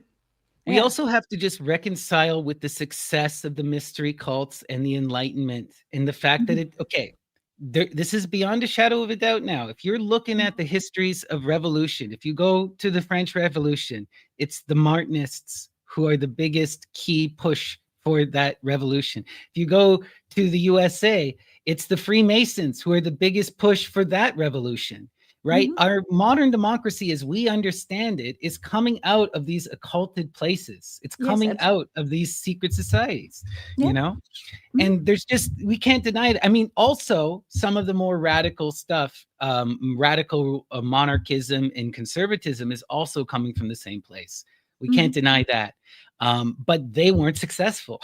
They didn't change society. The Freemasons and the Martinists did. And we're living in that world. Now, some people want to push this to the nth degree and say, oh, the world is controlled by no, the world is not controlled by, but they were hugely successful for a time, and we're living in the post-Enlightenment age because of them, right? The Hellfire group is a part of that legacy. Yeah. And I think we've always got to watch out for those, 4 tenets of propaganda. Of course, they were used against the early church. They're undermining our society. They're drinking blood. They're sacrificing children, and they're not human, and that's how they started to eliminate, the early Christians. And then when Catholicism became the Christian sect that that was dealing out the power, they went, okay, we'll take these 4 tenets of propaganda and we'll turn it against all of our opposition. We'll call them witches. We'll say they're drinking blood. We'll say they're sacrificing children. They're undermining our society. And they, when we hear this, as soon as you hear those 4 tenets of propaganda, your alarm bells should go off and go, okay, who in power is trying to get rid of this group? Right. And this is a lesson from history that our awakened minds should learn, and when be be very suspicious when all people speak well of you, but when all people are speaking the 4 tenets of propaganda, be suspicious as well. Absolutely. Yeah. And we also need to talk about the Hellfire Club just because of its pop cultural mystique in the fact that it influences, like Crowley famously, he didn't join, but he was deeply inspired by them, and it sent him to Rebele. And then Rebele inspired him to call his religion Thelema, the Greek word for will, right? Mm-hmm. And then now, in modern times, the group that owns this building and that runs it is a Crowleyan Thelemic organization, right? Which is kind of interesting. At the one at West Widcombe. Yeah, that's what I read online. Oh, okay. I don't know about that. I thought it was like it's part of the Historical Society. We actually had to, we found out after going around England and going to all these, magical historical places that you can actually pay a subscription to the Historical Society and you get to go into them all for free. But we were paying like $25 to $50 to go into all these places. And the British Historical Society, issued the tickets, not anything from Thelema. Okay, I just know that there still is a Hellfire Society, and they claim now to be a part of the how a lot of these occult groups, we accept the book of the law and we accept do what thou wilt, and they do that, and you can go and pay and get yourself a little card that says I'm a member of the Hellfire Club, and they sell modern books, but it seems to be more of a fan club rather than anything this particular group. But Thelema itself certainly has plenty of magical societies and orders that are far more practice oriented. But there are still chapters of the Hellfire Club, most notably in the United States. A lot of the out of a couple of the universities, they run chapters that can literally trace their lineage all the way back to Dashwood and beyond from this society. I did read conspiracies, like people think the Skull and Bones Society from Yale is related to them and stuff like this. Yeah, no, it's not. It's and they don't.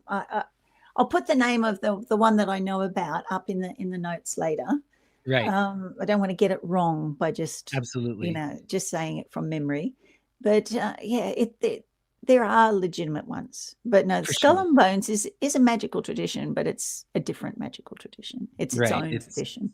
Yeah. Yeah. This is the problem with a lot of this stuff, is that we have to sift through the conspiracy and all of the people's weird opinions. Yeah, it's interesting. But history is traceable. Like there's always a paper trail. There is a paper trail, and it's like anybody can get. That's the sad and the good thing about the internet, is anybody can get on and write any theory that they like, but then go back and do your academic, research, due diligence, trace, do your due diligence. I said it spoonerized, but go back and trace the lineages back. You can find the real historical documents, the charters, all those sorts of things. You can trace them back. They're a matter of public record. Mm-hmm. Yeah, let's continue here. Okay, now we're getting into some wildness. I recognize this, Dion. This is Lavoisin. Mm-hmm. Yeah, you broke her down earlier. She had a cult, she's like a mafia boss in Paris. Part of it was he was doing abortions for royalty, for rich people, because blackmail back then, also because you couldn't have an heir to a throne. Yeah, so or this and that. So, and there was also a lot of it was called the affair of the poisons. Is one of the terms that they gave into it, because a lot of people were being poisoned. as well as abortions. And this was what you would call a back alley abortion. You would ride a carriage from the palace down to the back streets of Paris, and this modern witch would give you a potion, and the next thing you know, you would be clear of your indiscretions. The thing with Lavoisier is, right, she's a mob boss. She would get you in touch with everyone. She was the middleman largely for all of this. So she had all of these connections to the nobility. So say someone has a child out of wedlock or is pregnant and you want to hide it, you would go see Lavoisier, and then she would take you to one of these midwives who could then administer you the proper care. And then she would, a lot of this is accusation. And a lot of this, we have to remember with Lavoisier, two really important things. When this case happened, it was such a huge problem, and it was such a horrible, it caused such a huge outcry in the public, and the public were so offended that this was allowed to even happen at all, that the king decided to occult the entire thing. He imprisoned people under a special law where he imprisoned them personally. They didn't get charged in court. So she was executed by word of the king. She was never fully tried. And all of the letters were hidden. And the only thing that we have about Lavoisier was found 25 years later. When under the floorboards. Turned up. Yeah. Under the floorboards. Somebody was. Yeah, no, she was like the very famous middleman, because she was doing love spells for both Madame Pompadour and Madame de Montespan, which was Louis' two favorite mistresses. And they were like, well, make him only love me and get rid of her. And so she was doing it for both of them at the same time. And that's how she gets caught, right? Is because the secret police are following, not her, they're following the king's mistresses. And one of them is going to her and asks her to kill the king's other mistress. And Lavoisier refuses, but just the asking, now the Secret Service knows about you, and they start investigating, and look what happens. She was arrested. She was arrested for attempting to poison the king. So, which king? King Louis. King Louis, huh? But it was a love spell. She never did actually attempt to it. No, it was a love spell that she'd given one of the mistresses that was supposed to be put into his cup, but God knows what was in there. It was probably. So she's actually arrested for attempting to poison the king, because these two were getting love spells and love potions from her, and both tipping it in his wine. So anyway, but what they discover though is this whole abortion blackmail racket, where she has all of these noble people under her thumb, and then she's making millions, and like, she is so rich.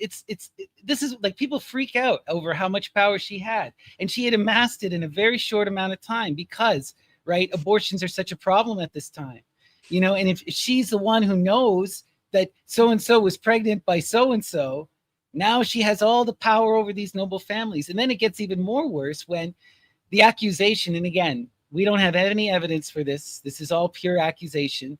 But the accusation was that she's taken these aborted fetuses and then using them in black magic rites. And one of the priests actually confessed. We do have one confession where he confessed to ripping apart baby bodies and drinking the blood on behalf of these nobles, in order to give them immortality and to give them power. Yeah, she was accused of child sacrifice, but it was abortions that she was using. But she was doing abortion. I mean, it's clear that she was doing the black mass. She was like, people were paying for that. But the question is, how much for Lavoisier, this is all a racket. For the priests that are involved, it's all a racket. She would pay a model. She would pay a poor girl off the streets to come in and get naked and lay on the altar. Yeah, this is not real. Right? It's a little bit like Anton LaVey in the modern day. He's a circus performer. He's putting on a performance. People forget that. Well, it's the same thing we see, like I said, in Africa, where they're killing those albino children, right? The shamans who are killing these albino children and doing these immortality rites, they're just doing it to make money. And the people who are paying for this are creepy, weird, rich people who are out for power. There's always creepy, weird, rich people who are willing to do anything to try and live forever. And Lavoisier is just exploiting that, And I don't think she was actually doing any serious black magic. I think, but she was staging a play for people. Yes, and it was fucking terrifying. Yeah. It was performance art at its darkest, you know. Right. Yeah. Right. But I think, and they would write about it. They would write about it at the time and build the mythos until it became like a modern, you know, like nowadays when we have the Zodiac killer or whatever, and we're worried about. People were afraid. It was a satanic panic. This has got to be a Netflix miniseries. You know, it's like it's got all the elements that would just. I don't know why no one has done it. Like it would be so. Like the mob boss Lavoisier would be such an amazing character. Yeah. The godmother, with all the dark, and you know, a little bit of supernatural in the background, and you know, politics and all of it. It's got it all. You know, it's got it all. Yeah, right? I think we should sit down and like brainstorm it and write it and submit it to Netflix. There you go. Submit it. Netflix. Well, you know, the thing is, this is not the first time that there was a group of female poisoners. It's throughout history. If you go to the next image, this is called Aquatrona, and this is Italy in the 1600s before Lavoisier, and what's her name is Geronima Spana. And she was a famous woman who made poisons. She was an astrologer and a poisoner. And she was giving poison to women who wanted to become widows for whatever reason. If maybe your husband beat you, or maybe you wanted to take his money for whatever reason. Until she was tried, and she did astrology and poisons. And it was called Aquatrona, this water, and arsenic based. Well, you know, makes me think like a while poison back over a long period of time. So you know, Dion and I really want to do for our next series after the goth stuff. We want to dive into famous witches and look into like the witch executions. This is something that I've been researching with my wife, and we discovered this. Are you familiar with the first ever person who was burned for witchcraft recorded? Theoris of Thessaly. So this is really interesting. So this is from the ancient Greek world, and she was a Thessalonian witch in the Hecatean tradition, and she is killed, and her whole family is killed. And all we have is a couple of speeches by Demosthenes and like people writing about that speech, and that's the only evidence we have of this. But it's the earliest documented witch burning. But it wasn't like what we would think of as a witch burning, because they're not persecuting her for doing magic. They're persecuting her for poisoning people. The accusation is that she gave people the wrong medicine and they died. And then she gets killed for it. But that's the mistranslation of Exodus, where it says you will not tolerate a witch amongst you in the King James. It's actually Mahashephet, which is don't tolerate a poisoner amongst you. Right. But there's always this connection, right? Even when we go back to the ancient Greek, these witches were dealing in poisons, right? Now, they were using this kind of magic to help and heal. But when you're dealing with poisons, you run the risk, right? You know, and later on, it becomes more wild, right? You get the serious poisoners and stuff. Yeah. But really interesting. Yeah, I'm in my book, Who's Afraid of the Big Bad Witch? I've gone the other way. I've looked at the last witch trials and the last witch burnings. And did you know that the last state organized witch hunts, the ones that the government approved of, was here in Australia in the 1970s? Oh my gosh. Yeah, and I've actually been taken to court for witchcraft. So, I know you think Australia's so progressive. Yeah. But no, I lost. I was accused of witchcraft publicly in court, and I had to use the Apuleius defense in court to try, like, going, if she's really afraid of me, why would she have me here in court? You know, so. Wow, but that's so ridiculous. Yeah, but she was ordered what do you call it, a protection order against me. And it was laughable. It was laughable, but it still happens. You know, the witch hunts are not over. No, they're not over. I remember reading about, so like there's still throughout many places in the States, all of these laws about selling witchcraft, doing and practicing tarot, selling fortune telling.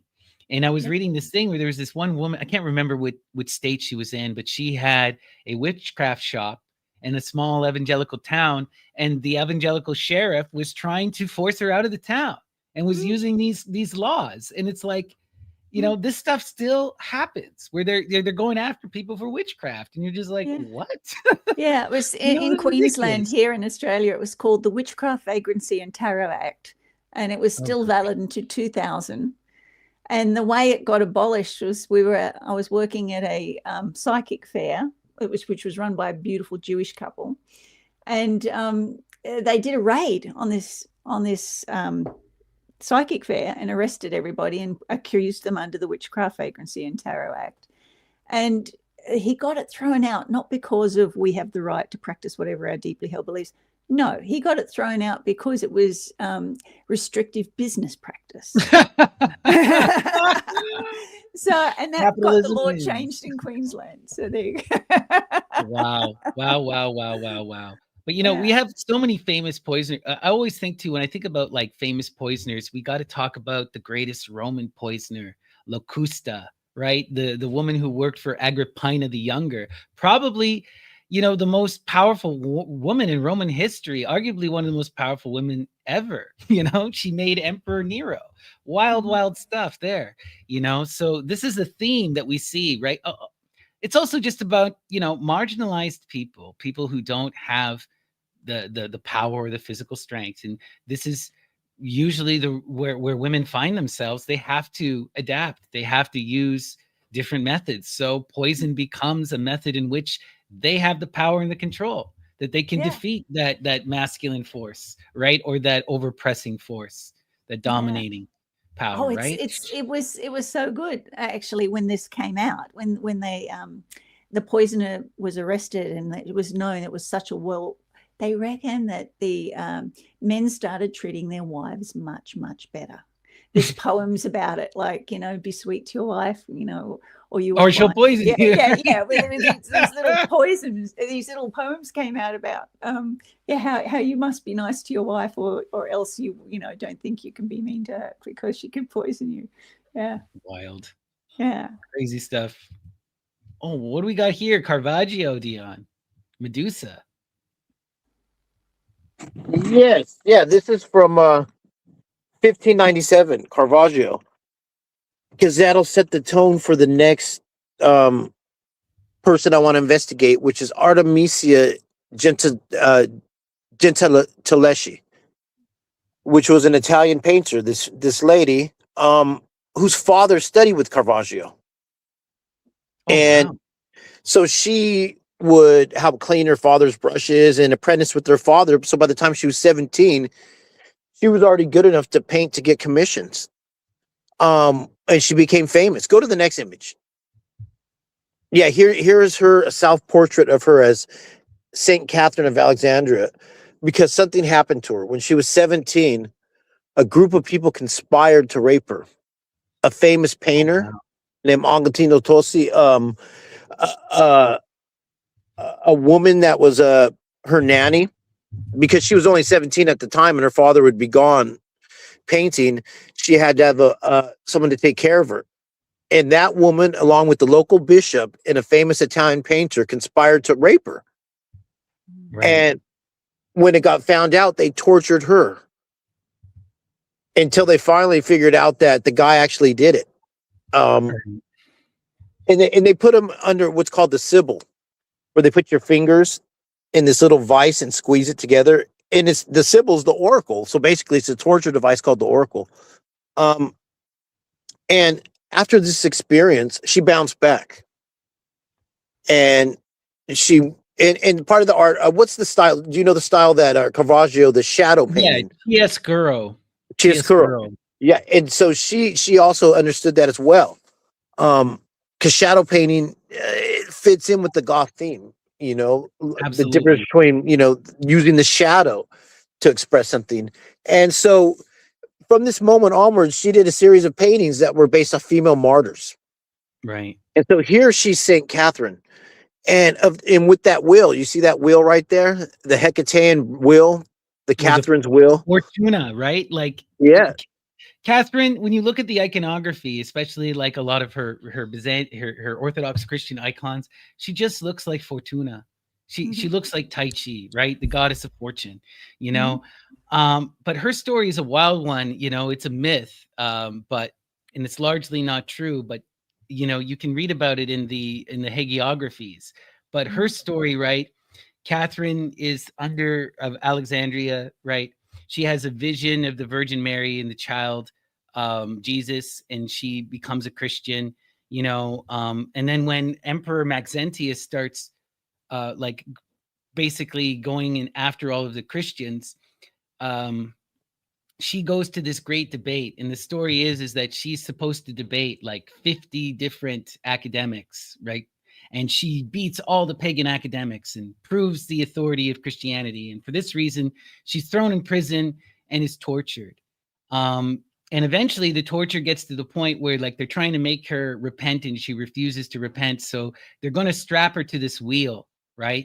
And as soon as they put her on the wheel cracks in half and it breaks.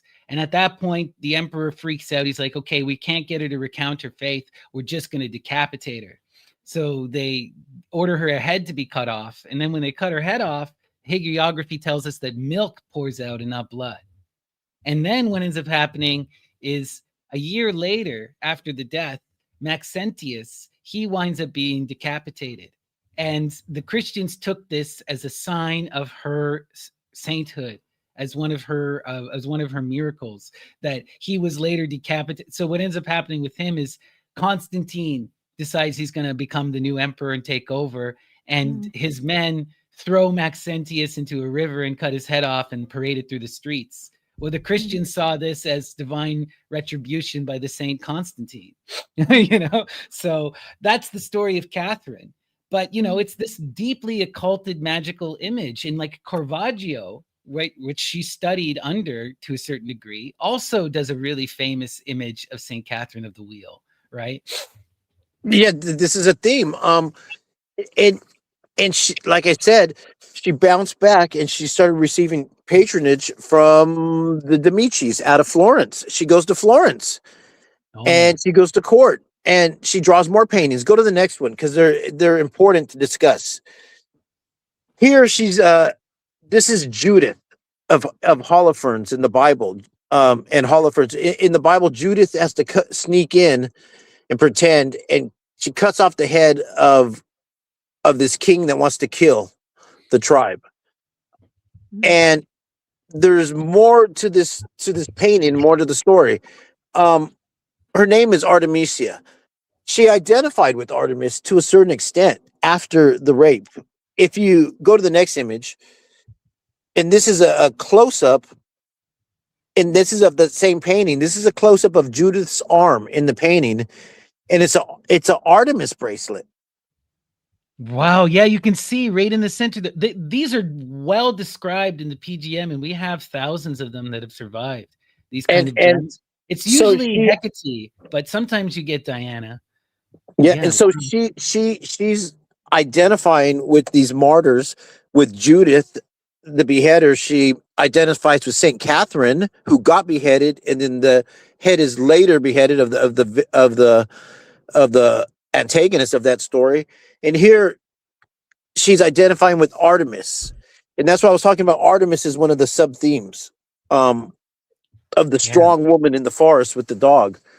And so Judith was an excellent painter. You know, go to the next image. Because this is right here.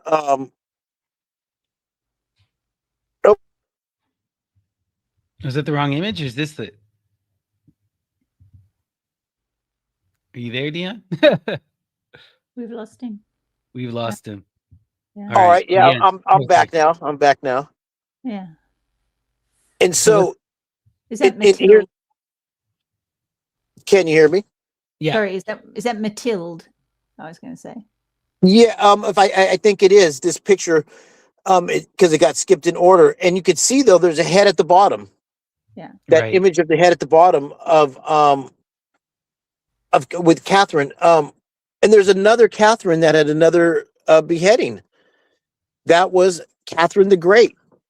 We talk about Catherine the Great in other episodes. Well, Peter the Great decapitated one of her lovers and pickled his head in a jar and would leave it in their room at night sometimes Jesus. to warn her about cheating.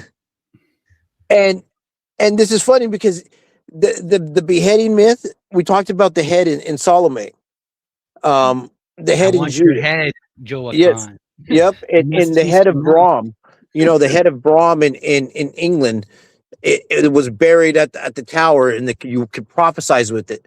Well, King Henry VIII had his wife beheaded, Catherine Howard, and in the Tower of London.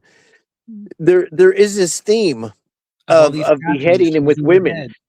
Yes. Like we were talking about Marie Antoinette. Yeah, off with your head. It's the power center of for some people, the head has power. And there's some people that have kept their lovers' heads around for years. Well, this is a deeply magical thing. We kind of talked about this a bit, right? Like, we see this within the PGM, right? One of the central spells in the PGM is the Stella of Jew, which later then becomes rewritten by Crowley, and the Golden Dawn is the Headless Rite, right? And this is the shattering of the ego and the going through the process of divine imitation, right? To have that hidden God be in possession of the body. But this is such a profound thing, right? This is a true initiation and a transformation, right? So there's that whole thing about losing your head, right? And giving up your head. The goddess is going to demand your head. She's going to demand your masculinity, right? This, again, we're going back to that imagery of Attis. In order to go through the divine imitation, you have to lose your ego. You have to pass through the gates of fear and go into that process of loving imitation, where you become enthused and embody the spirit of another, right? At the Tower of London, there's a beautiful glass memorial to both Catherine Howard and Anne Boleyn, who were cousins, right? At the Tower of London, where they're buried. And you go there, and there's so many women sitting there just meditating, where their remains are. It's beautiful. And while I was sitting there with my girlfriend, the ravens from the tower came down and sat with us. They will sit, but you're not supposed to touch them. But they were jumping all over us, and we were feeding them. And the guardians of the tower were like, "That doesn't usually happen. That doesn't usually happen." But yeah, it's a beautiful, beautiful glass memorial to these beheaded women. So it's lovely, actually. And women go there and meditate and sit there. Yeah. Yes, there's a sub theme through history with the Catherine archetype, and off with your head. Oh, here we are. Oh, Elizabeth Bathory. Oh gosh. Elizabeth Bathory, right? Wearing all black. A naughty Hungarian. Oh, this is one of those ones, right, where like modern historians are so divided on her. Yeah. When you go and you dive deep, like when I started to do the research, it's very clear that her husband was a very notorious rake and was very abusive and horrific to his peasants. The question is, how horrific was she, and did she continue the practices? The issue with this is that we're dealing at a time where, after her husband dies, Bathory becomes the largest landholder in all of Hungary and becomes one of the most powerful nobles. And what ends up happening is the people who accuse her take her land and then become the great landholders. So there's all of this accusation about what actually went down, So I do believe, and most scholars do believe, there was a lot of extreme abuse and decadence, right? But most of it seems to have happened at the hands of her husband. It probably did continue under her, but it seems like a lot of that stuff, like bathing in the blood of the virgins, and the rapes, that seems to have been extremely, that seems to be satire for the purpose of stealing her power. Yeah, satanic panic again. There's something there. There's something there. I mean, even if you look at her hands in this portrait, it's quite famous. Try and count the number of fingers. The hands. Yeah, 6. Right. Oh, So no. does she have an extra one, or is there one missing? It's not quite Oh. right. It's like an early example of, AI portraiture, that's Right. not quite right with the hands. But yeah, it's unusual. But and I think even by this portrait, they're saying something's not quite right there. There does, I think that there's certainly lesbian overtones to her story. Yes. Because And they I were think, young girls, yes, sexualized. Yeah. yeah. And whether or not she was bathing in their menstrual blood or whether it was, but there was something going on there. There was something, because she was walled up as a criminal, right? She So, was, and she did yeah, die in her castle, and you yeah, can't just do that to someone, you yeah. know? And Well, there Was is she evidence sexual? that her husband was raping and murdering his constituents, his Yes. peasantry. Not But so the much of her, though. Yeah, but the sheer numbers again that they say that she did, would have It's severely ridiculous, depopulated the their little right? countryside. It's village, yeah. ridiculous. It's They'd have ridiculous. no It's more like, farmers. So no, here's the it thing. never have happened like that. Yeah. There is an alchemical mystery rite that could have taken place if we take the myth and say, oh, it's true. Okay, she was bathing in blood. Could that do something for somebody? Mm. Could the girls have been fed a specific diet, and then that blood now has been bioprocessed? Is their blood or their menstrual fluid now contain psychedelic or whatever type of pharmacological properties? Oh, There, so Nero had to do it with the Vestal virgins. That's why they had to stay virgins, because vegetables, right, yeah. right. So, but if we feed someone something, their blood gets psychoactive, and it's contained in their blood, so we can get high off their blood. I'm not saying she did it, but I'm saying that there is a alchemical mystery, right, that is in that literature that somebody would recognize. Well, that's where the satanic panic also comes in, because, right, this is something that society is aware of, but yet not aware of, right? It's underpinning, right? Christianity is here, so everyone knows this kind of thing, and so it becomes that great, fearful other. We want to. It's the narcissism of small difference. Pay no attention to what we're doing. Look at what they're doing, and they're doing what we're actually doing. It's this whole thing. We're abusing the Catholic Church, especially, right? They're abusing these children, and we have all of this documented evidence. If anyone wants to read it, go read Amon's book, Original Sin, where he's going through these texts and he just lays it out for you. They're abducting these orphan children off the streets, and they're doing these ridiculous rites. Now, could she have been doing the same thing? Yes, she could have. Could she have done that to 800 people? Hell no. No, right? And this is where things get wild, right? It's like how, and also, was she doing it, or were there other nobles accusing her of doing it who are actually doing it? Right. And then took her land from her. Right? Because there were other people at that time that were doing wild things. Go to the next image. All of these nobles are debaucherous and corrupt, right? For the most part. And they have this ability to get away with stuff that we can't imagine. That was the other thing I wanted to, when we were talking about earlier with the Hellfire Club. One of the wild things about, you're dealing with the most extreme wealth and power imaginable. The Rape Master General was the Rape Master General because of that level of power that these men were able to wield. And it's freaking, that kind of power corrupts and brings out wildness. So, yeah. Yeah. I know it's a thing for me. I like, there's this equality thing that, like, you're not evil because you've got money. And, No. a lot of people with money do a lot of good things. But whether you're poor or whether you're wealthy, if you've done the wrong thing, you've done the wrong thing. No, for sure. But I just mean that you have, right? Power allows for the ability to get away with stuff, right? For the ability to do these kinds of things. And we have to. So does autonomy and homelessness. So, I mean, it is a generalization just to pin that on the wealthy. I'm not. I don't know, though, but also, like, we live in a society, a capitalist society, where in order to become a billionaire, you cannot become one without exploitation, without that kind of level of it's just impossible in our modern society. You can't have these kind of, like, I'm not saying you're a terrible person, but you definitely got blood on your hands if you're a billionaire. And if you're a noble, you got blood on your hands because you're a noble, right?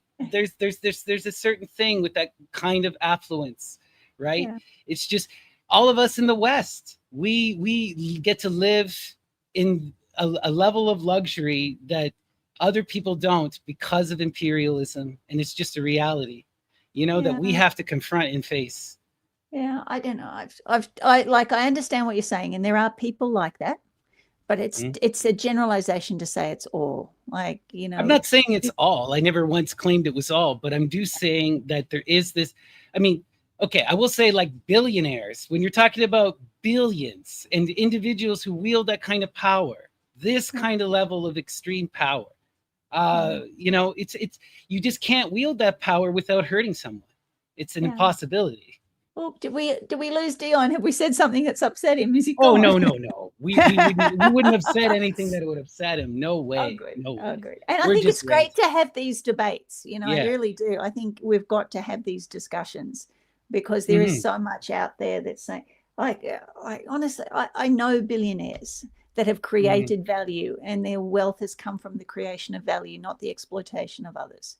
So, there is that. And I have worked very intimately with a gentleman who's created so much value in Australia. That's where his money comes from. It's not from exploiting others. And the people that work for him are wealthy because they work for him. And he takes care of them. But it's the nature of the capital system in general. You cannot exist within this current system without just us. We here as Westerners, we live and get to enjoy the fruits of wealth at the exploitation of the rest of the world. It's just a reality. And a billionaire, it's up to the nth degree now, and you have an obligation when you wield that kind of power, to society. And I don't know. Anyway, we should continue. I know. Yeah, but I've been to India, and everybody in India's got a mobile phone, no matter what level they're from. Yeah, but because but that's also just a different, because of the way that they've been able to manage their culture, and because capital is willing to shift things and make it cheaper. If all of a sudden us in the West couldn't afford cell phones would be much cheaper. So who's getting exploited then? We are in the West. So yes and no. Right? Like, okay, the West, the system of imperial capitalism exists to serve the billionaire class, right? And we get trickle down benefits from it as working people, and we also get exploited by it by working people. We're not exempt from that exploitation, but we can't also deny the level of wealth and prosperity that we live in. It's just a fact of reality. Anyone who lives in the West, in Australia or North America, is living infinitely better than anyone in India, and has a lot more wealth and free capital and freedom of movement. And that is a result of imperial colonial power and the exploitation of others, right? There's a lot of wealthy Indian people that I know. But there's a ton of wealthy Indian people. I'm not saying that, but all of this kind of wealth, all of this power is generated through this insane capital system. I always go back to the ancient Greeks, and I always, what did Socrates say? What did Numa say? They said that it was the desire for commodity that led to imperialism, and that it is this obsession with the creation of commodity and pleasure that leads to all of this insane decadence. And it's just something that's proven time and time again. In the ancient Greek times, it was the spice trade.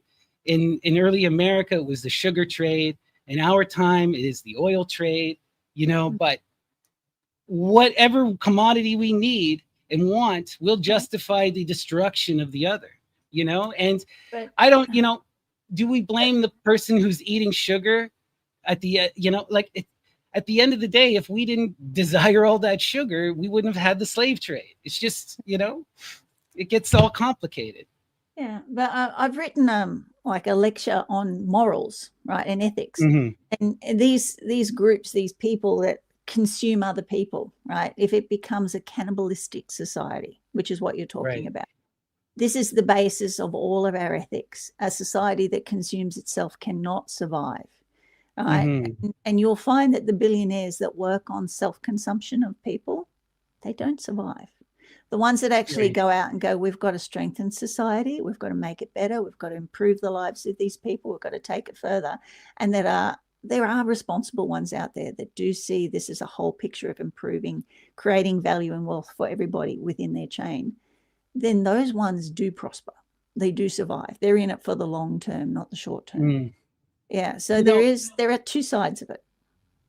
I mean, it's just like, we see this again, though, right? Like, it is the king that resists change that eventually consumes their children, right? And it's it is the billionaire, rich, noble class that does this, and this is in the great poetic cycles, right? Oh, where yeah.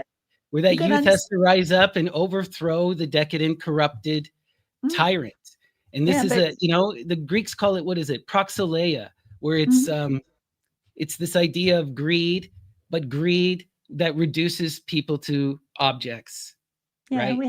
we had an Indigenous group here in Australia that was like there's 40 odd Indigenous nations here that base their Indigenous nation on ritual cannibalism and fear, right? And they ended up consuming themselves. They weren't billionaires. You can get cavemen that start eating their own children. They're not going to be around for very long because there is no future generation. No, but what is the ultimate ideal here? What are we talking about here? When we're getting in, why does the king consume his children? Because he is trying to stop time and empower himself. He's trying to be the dictator and the tyrant. And if we look at the vast majority of billionaires, how do they behave and act? You cannot say that someone like Elon Musk or Peter Thiel is not behaving in that decadent extreme way where they're trying to dominate the world. Right? No, you can't say that about Bill Gates either, right? No, there's a certain multi-millionaire at the moment who's openly on the internet drinking his son's blood. Right. And I think, right. Yeah. So we do. This is what. But my point I was trying to make is like that this kind of level of wealth allows for this insanity, right? Yeah. There would probably be a lot of poor people who would do this kind of stuff too if they could get away with it, or And if they had the means. They do. They try, right? Some do, right? Yeah. But like what I mean is like you can't have, none of this kind of crazy ritualized decadence, right? This is happening within the aristocracy, right? That doesn't mean that the poor aren't committing their own kinds of crimes. It's just a different kind of crime, right? And it may even be for the same reasons, right? But it doesn't appear in this kind of ridiculous, pompous way. Yeah, and it's more offensive when it's ridiculously pompous, right? Well, and it becomes mythologized, and it becomes this whole thing, right? When people put it in your face like that, and but cool. Well, we lost Dion. Very interesting debate, really is for another time. It is. Well, there's a lot to be, and at the end of the day, it's all just ideas, nothing but love here, right? But Elizabeth Bathory is a wild character, There's so much going on here. Oh gosh, so Dion has us talking about Bruno, Giordano Bruno. Are you familiar with Bruno at all? Yeah. I mean, in his own way, he became, he was burnt at his own stake in a way, wasn't he? Yeah, I mean, he was, Giordano Bruno is so important because they're this incredible translator, right? They help become one of the main architects of the Renaissance. They're up there with Gemistos Plethon, right? As these really hugely important intellectual figures. His main contribution, right, is he translates the Hermetic texts and Plato for the Medicis. And this is one of the key moments that defines the Renaissance. But he also does get, as you pointed out, burned at the stake by the Catholic Church because he was a radical pagan, and openly so. And this is such a wild time because it's like in Italy at this early part of the Renaissance, we're really seeing this revolution come about, and Giordano is the attempt to try and stop it. The Catholic Church is trying to stop it because 25 years before Giordano comes, you have Gemistos Plethon coming from Byzantium, and he hooks up with the Medicis, and he builds the first schools of the Renaissance. Then you get Giordano Bruno translating stuff. You also get Petrarch, who starts translating Cicero, And by then, now the Renaissance is in full bloom. There's this whole revitalization of philosophy, and people are reading again. And we got to remember, like at that point in the Middle Ages, right, the Catholic Church had held, throughout the collapse of Rome, it was such a long, beleaguered, and violent process. And the church had such a, I don't necessarily agree with the Dark Ages portrayal, but we can't deny this extreme religious orthodoxy that tried to wipe out all knowledge that wasn't it. That did happen. It didn't last for very long, about 100, 200 years max, but it did happen, Yeah, well, I think we still suffer a bit from that today as well. I mean, there is a narrative, and if you're against the narrative, it's certainly not going to hit the algorithms. Right. there is a certain suppression of knowledge and information out there. Well, we see that the internet, right? The internet is not, and it's wild to me because it's the best of places and the worst. For the first time in human history, we have access to information in a way that we can't imagine. We can get access to a lot of these classical texts and stuff that we couldn't ever before. But at the same time, all of that information is curated and is sent to us from a very deliberate perspective. And if we get to see other perspectives, if they get too popular, they either get folded into the mainstream perspective or they are silenced, right? Yeah. And this is just how it is. And it's only gotten worse because of like we watched it happen in our lifetimes, from the George Bush Iraq War until now. It's like we've seen this absolute degradation of the freedom of speech in mainstream media and this absolute collusion of ideas, and it has become to the point where it's like, are you even doing journalism? You're not even like a lot of these mainstream news, they're not even answering the basics of journalism. They don't provide you with both sides of a situation. Exactly. Like, take, for example, something like the Ukrainian-Russian war, I try to avoid a lot of this stuff. And then eventually I had to go do my deep dive and my research. But when I first heard about this, right, I had that lens of propaganda flashed upon me where it's like this war happened when Russia invaded and took Crimea. And this is, just the defense of Ukraine kind of thing.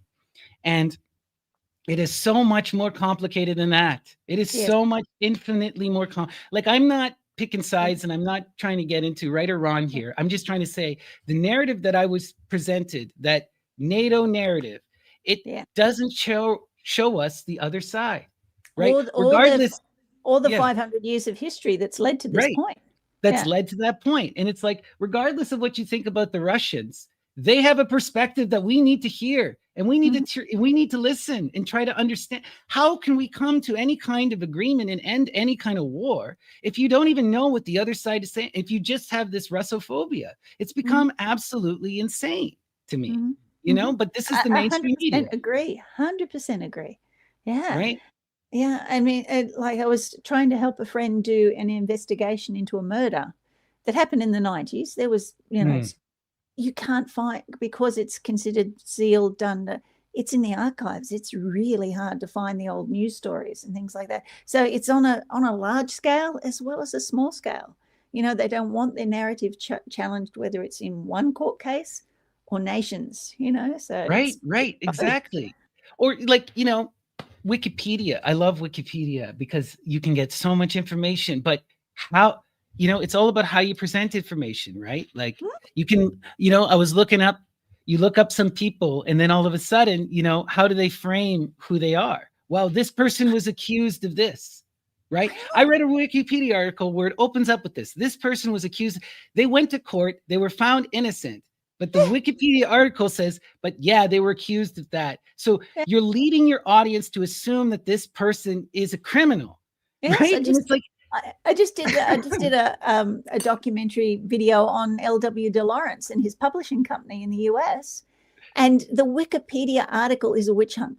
It really is. It just goes, oh, he did all these things wrong, and then in the end, it says like it's almost like a footnote, but it was dismissed, and there was no wrong. it was a witch hunt in those days because of race. You know, he was one of the first churches that was admitting black people equally to white people against the law at that stage, and publishing works by people from all around the world. So yeah, he must have been a bad guy, but Wikipedia is still reflecting that today. You know, it's very sad to see. Yeah. Yeah. It's all manipulated by these big, by these big interests, and it's just frustrating, because it's almost, and it's going to start to double down in a more insane way. Like, one of the things that just kind of just shocked me. Okay. A friend of mine sent me I know we're going off in a diatribe, but whatever. A friend of mine sent me this video with Hillary Clinton, and, I don't really think about her at all, but she said something that was just absolutely just egregious to me, which was that she was saying that we've lost the young people because the young people are propagandized by TikTok. They get to see the atrocities that are happening in Israel, and therefore they no longer are believing our propaganda. So her whole thing that she was trying to argue is we need to control the internet and control what our kids think and see. And I'm just like, this is the most evil kind of stuff. You're trying to tell people not to believe their eyes, and you're trying to keep them from witnessing reality. And you're trying to phrase this as the moral position. You know, we've got a law getting passed. It's passed, and by December 10th in Australia, if you're under 18, that you cannot access social media, including YouTube and things like that. So they're actually going to stop. I think it's under 16. If they're under 16, they're not allowed to access. So all these people with YouTube and TikTok accounts are going to lose their accounts if they're under 16. And it's all this fear monger. It's always about protect the children, protect their morals, protect their values. And like, don't get me wrong, social media can be a bloody cancer, and it can mess people up, but it can also give you so much access to information, and it can show you different perspectives all across the world. I'm here talking to you in Australia because of YouTube. Right? I know. It's a bit late to try and close the gate after the horse is bolted. I mean, there's been a generation of kids that have grown up with this, and they're okay. Exactly. This is what I mean. It's the same kind of fear mongering about video games or four tenets of propaganda again. There's atrocities. They're drinking blood. They're sacrificing our children. They're undermining society. It's not good for us. We've got to control it. The children and the sacrifice are always there. It may not Stick be your head in the sand and listen to what we tell you and accept it. Don't think for yourself. Don't go out and try to learn. And it's what I love about this kind of Renaissance stuff. When we look at people like Giordano Bruno, and what's so incredible, and what I as much as we have access to information and we have all of this incredible, affluence and ability to we have time that the people of the past didn't. We have tools and access that they didn't. Why don't we see these brilliant polyglots like Bruno, right? Why aren't we seeing a flourishing of knowledge? And it's because most of us are wasting our time in distraction and in consumption. It's like, and I mean, we're all guilty of this to a certain extent. That's life. We don't want to live a life of, of study, but at the same time, but at the same time, it's just like, we're with all of these grand breakthroughs in technology, it's almost always we lose something too, right? Yeah. We gain the ability to have all of this stuff, be fed to us, and now our kids aren't reading and writing. They're using AI instead of doing their submissions themselves. But he died for this, to show everybody without recanting that we have the right to all information. Yep. And that's what's so beautiful. We have and he should become a saint for that. The freedom of information saint. That's what he should be. Yeah. Because what did he do? All he did was translate books, like share ideas. And this is this thing that, people always get so caught up and angry. And I'm just like, take a step back. Are people expressing ideas, or are they doing something? There's a big difference between an action and an idea. And, I'm not saying that we don't want to challenge bad ideas, but There's a difference between challenging an idea and challenging an action. You know, we don't need to suppress ideas in the same way we need to suppress bad action, you know? Yeah. And it would have let him live if he recanted it all, you know, and he was just like, no, get stuffed. This needs to be out there. You then know? he becomes this patron saint of the occult. You know, I Yeah. just remember a couple years ago, there was this guy in Mexico who did this whole big meme thing, and it showed up on my feed because he paid like a bunch of these artists to reconstruct this whole Bruno shrine, and then had people convinced that he was going to be the next Bruno, and he was going to release this book that was going to be this big occult revelation. And then it comes out that he was just a rich kid. He didn't actually write much, and what he did write was drivel. But you know, my point though is this image though still had the power to become a meme and get everyone interested in 2024. You know? Yeah. And then if you don't know who Bruno is, please go do some research on him, because we owe him a lot. We owe him a lot. Yeah. One of the key figures of the Renaissance, right? We wouldn't have the Hermetic works without him, right? You know, those works almost got lost. Like, this is what people fail to understand. It's like a couple years later, they may not have survived because the Hermetic tradition within the Christian world had become completely despised and was rejected, right? Because of this idea, you know, we understand, right? Because we're familiar with the tradition, but that idea within the tradition that you take on the figurehead of Hermes and you write from that God perspective, it delegitimized so much of the literature within the popular society, you know, of the Christian world. And it allowed them to try and say, well, this Hermes isn't a real guy, so none of this books are real and none of this information is real. What was the name of the guy that the Catholic Church paid to actually tear it down? Not Theodosius. Again, something I'll put in the comments for you under the video. Appreciate it. But he was paid to actually go and attack it. You know, it was like to say it was all delegitimatized and all that sort of stuff. And then we get, like, we've got the Hermetica, which survives, you know, the Corpus Hermetica, which survives because of him.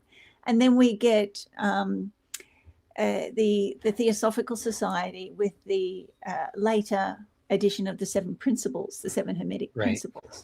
Right. So, yeah, and the two today even become conflated, and it's two separate things. Yeah, the Kabbalion, all that later tradition. Yeah, a lot of people, because of Blavatsky. Yeah. No, it's not classic Hermeticism, but it is inspired by Hermetic principle. Exactly. Right. And on that ground, it's probably a later, but the two do get conflated. You know, is that later taking on that persona, and I'm going to write under that persona. Yeah. Oh yeah, well, you know, but these are also the traditions evolve and they morph and they conflate. You know, it's the same thing. Like, you know, I've talked to some people who got, you know, they're like snappy, you know, that conflation of Persephone, Hecate, Diana, and Artemis. That's a later thing. How can you do that? And I'm like, but it's also an accurate thing within the tradition. Yeah, you know. Yeah. They were always looking. I mean, I think it's the thing with humans. We're always looking for that connection between cultures. Oh, yeah, you worship that god. Hey, that's like my god. Yeah, we're always looking for that connection, and it very much happened in ancient Rome as well as ancient Greece. You know, when they were bringing in the mother from the east and things like that. So there's all this cultural exchange, right? Like when you start to study this, you clearly see Dionysus is probably a foreign god. Right? He originates in Phrygia, he comes over, and then he becomes a central Greek figure. But he has this outsider foreignness to him, and that's essential to his character, right? And this becomes a divine thing. So of course, why wouldn't they see it reflect? Also, it's like cultures are this constantly evolving, building thing. It's like Greece is building on the backs of ancient Pelasgians, is building the Sumerians, the Babylonians, of the Egyptians. Like, all of that is coming in. All of that is related, you know, and who knows what the Egyptians are building off of, right? Like, we have this mysterious deep past that is lost too, right? Yeah, absolutely. That's so interesting. So do you think Dion, he's I think he's available? done. Yeah. Yeah. So maybe we should, what do we got? maybe we should. We're coming up to 2.5 hours here. Maybe we should call it. It feels like Dion 5 minutes. It feels like 5 minutes. But yeah, maybe we can continue this next Monday with Dion. And yeah, next Sunday, yeah, or Monday. yeah, not get so, off on digressions. Right. Yeah, this has been so much fun. I just love chatting with you. Yeah, but digressions are good. And please, if you're listening to us and you've liked any of our little digressions where we've gone off on different tangents and you want us to talk more about those tangents, please let us know. Because we're good at that. Yeah, and we definitely want to come back and do another episode to finish this up. And I would love it. We wanted to ask you, Shé, Dion, and I, if you wanted to join us for our next series where we're going to look into all of the witches who have been burned. Since you wrote a book, I didn't realize you wrote a book about it starting at the end. Cool. But we want to go to the beginning. Yeah, it's cool. Who's Afraid of the Big Bad Witch? And we go through the majority of things that, the misconceptions about witches, but we go into deep dives with the lunations and the different astrological things that we use. And so it's just like witchcraft in a nutshell, but it's like, it started out as a textbook for my classes. And so all my PowerPoints sort of put together and articles from the magazine and all that sort of thing. So it's a good little, if you want to get serious about the craft of the wise, and understand the science behind it and what's true and what's not, it's a good place to start. Love it. I'll have to check that out. But yeah, thank you guys all for tuning in, for watching us. Make sure you go check out Shé. Her channel is Magick Magazine, and you can find all of the links in the description below. And make sure you go check out Dion, the Occult Barbershop, as well. And we will be back next week with another deep dive into the goth culture. And we'll be diving into the witch burnings as well. So this is going to be a lot of fun. Maybe we might get to the end of the presentation this time. Yes. Right. Beautiful. Anything you want to promote or any last words for our audience before we leave here? No, if they want a little bit more info about the Hellfire Club, I'm sure we'll put up a link for that video, and that will show you some of the images from inside the Hellfire Caves itself. We did a little invocation in there and got a few transparent things that popped up behind us. So it's quite interesting what happened there. And we've got some recordings that they've actually, when you walk through the caves, they've got recordings in the cave that explain some of the history to you. So we put those in there as well. Oh, beautiful. So it's a nice little, like, if you're more interested in the Hellfire Club, you'll find some interesting stuff there. All right. Well, make sure, guys, go check that out. Magick Magazine, see her video on the Hellfire Club. And with that, thank you guys so much for joining us. Peace and love, and tune in next week for more Occult Explorers. All right. Take care, everyone. Bye. Bye.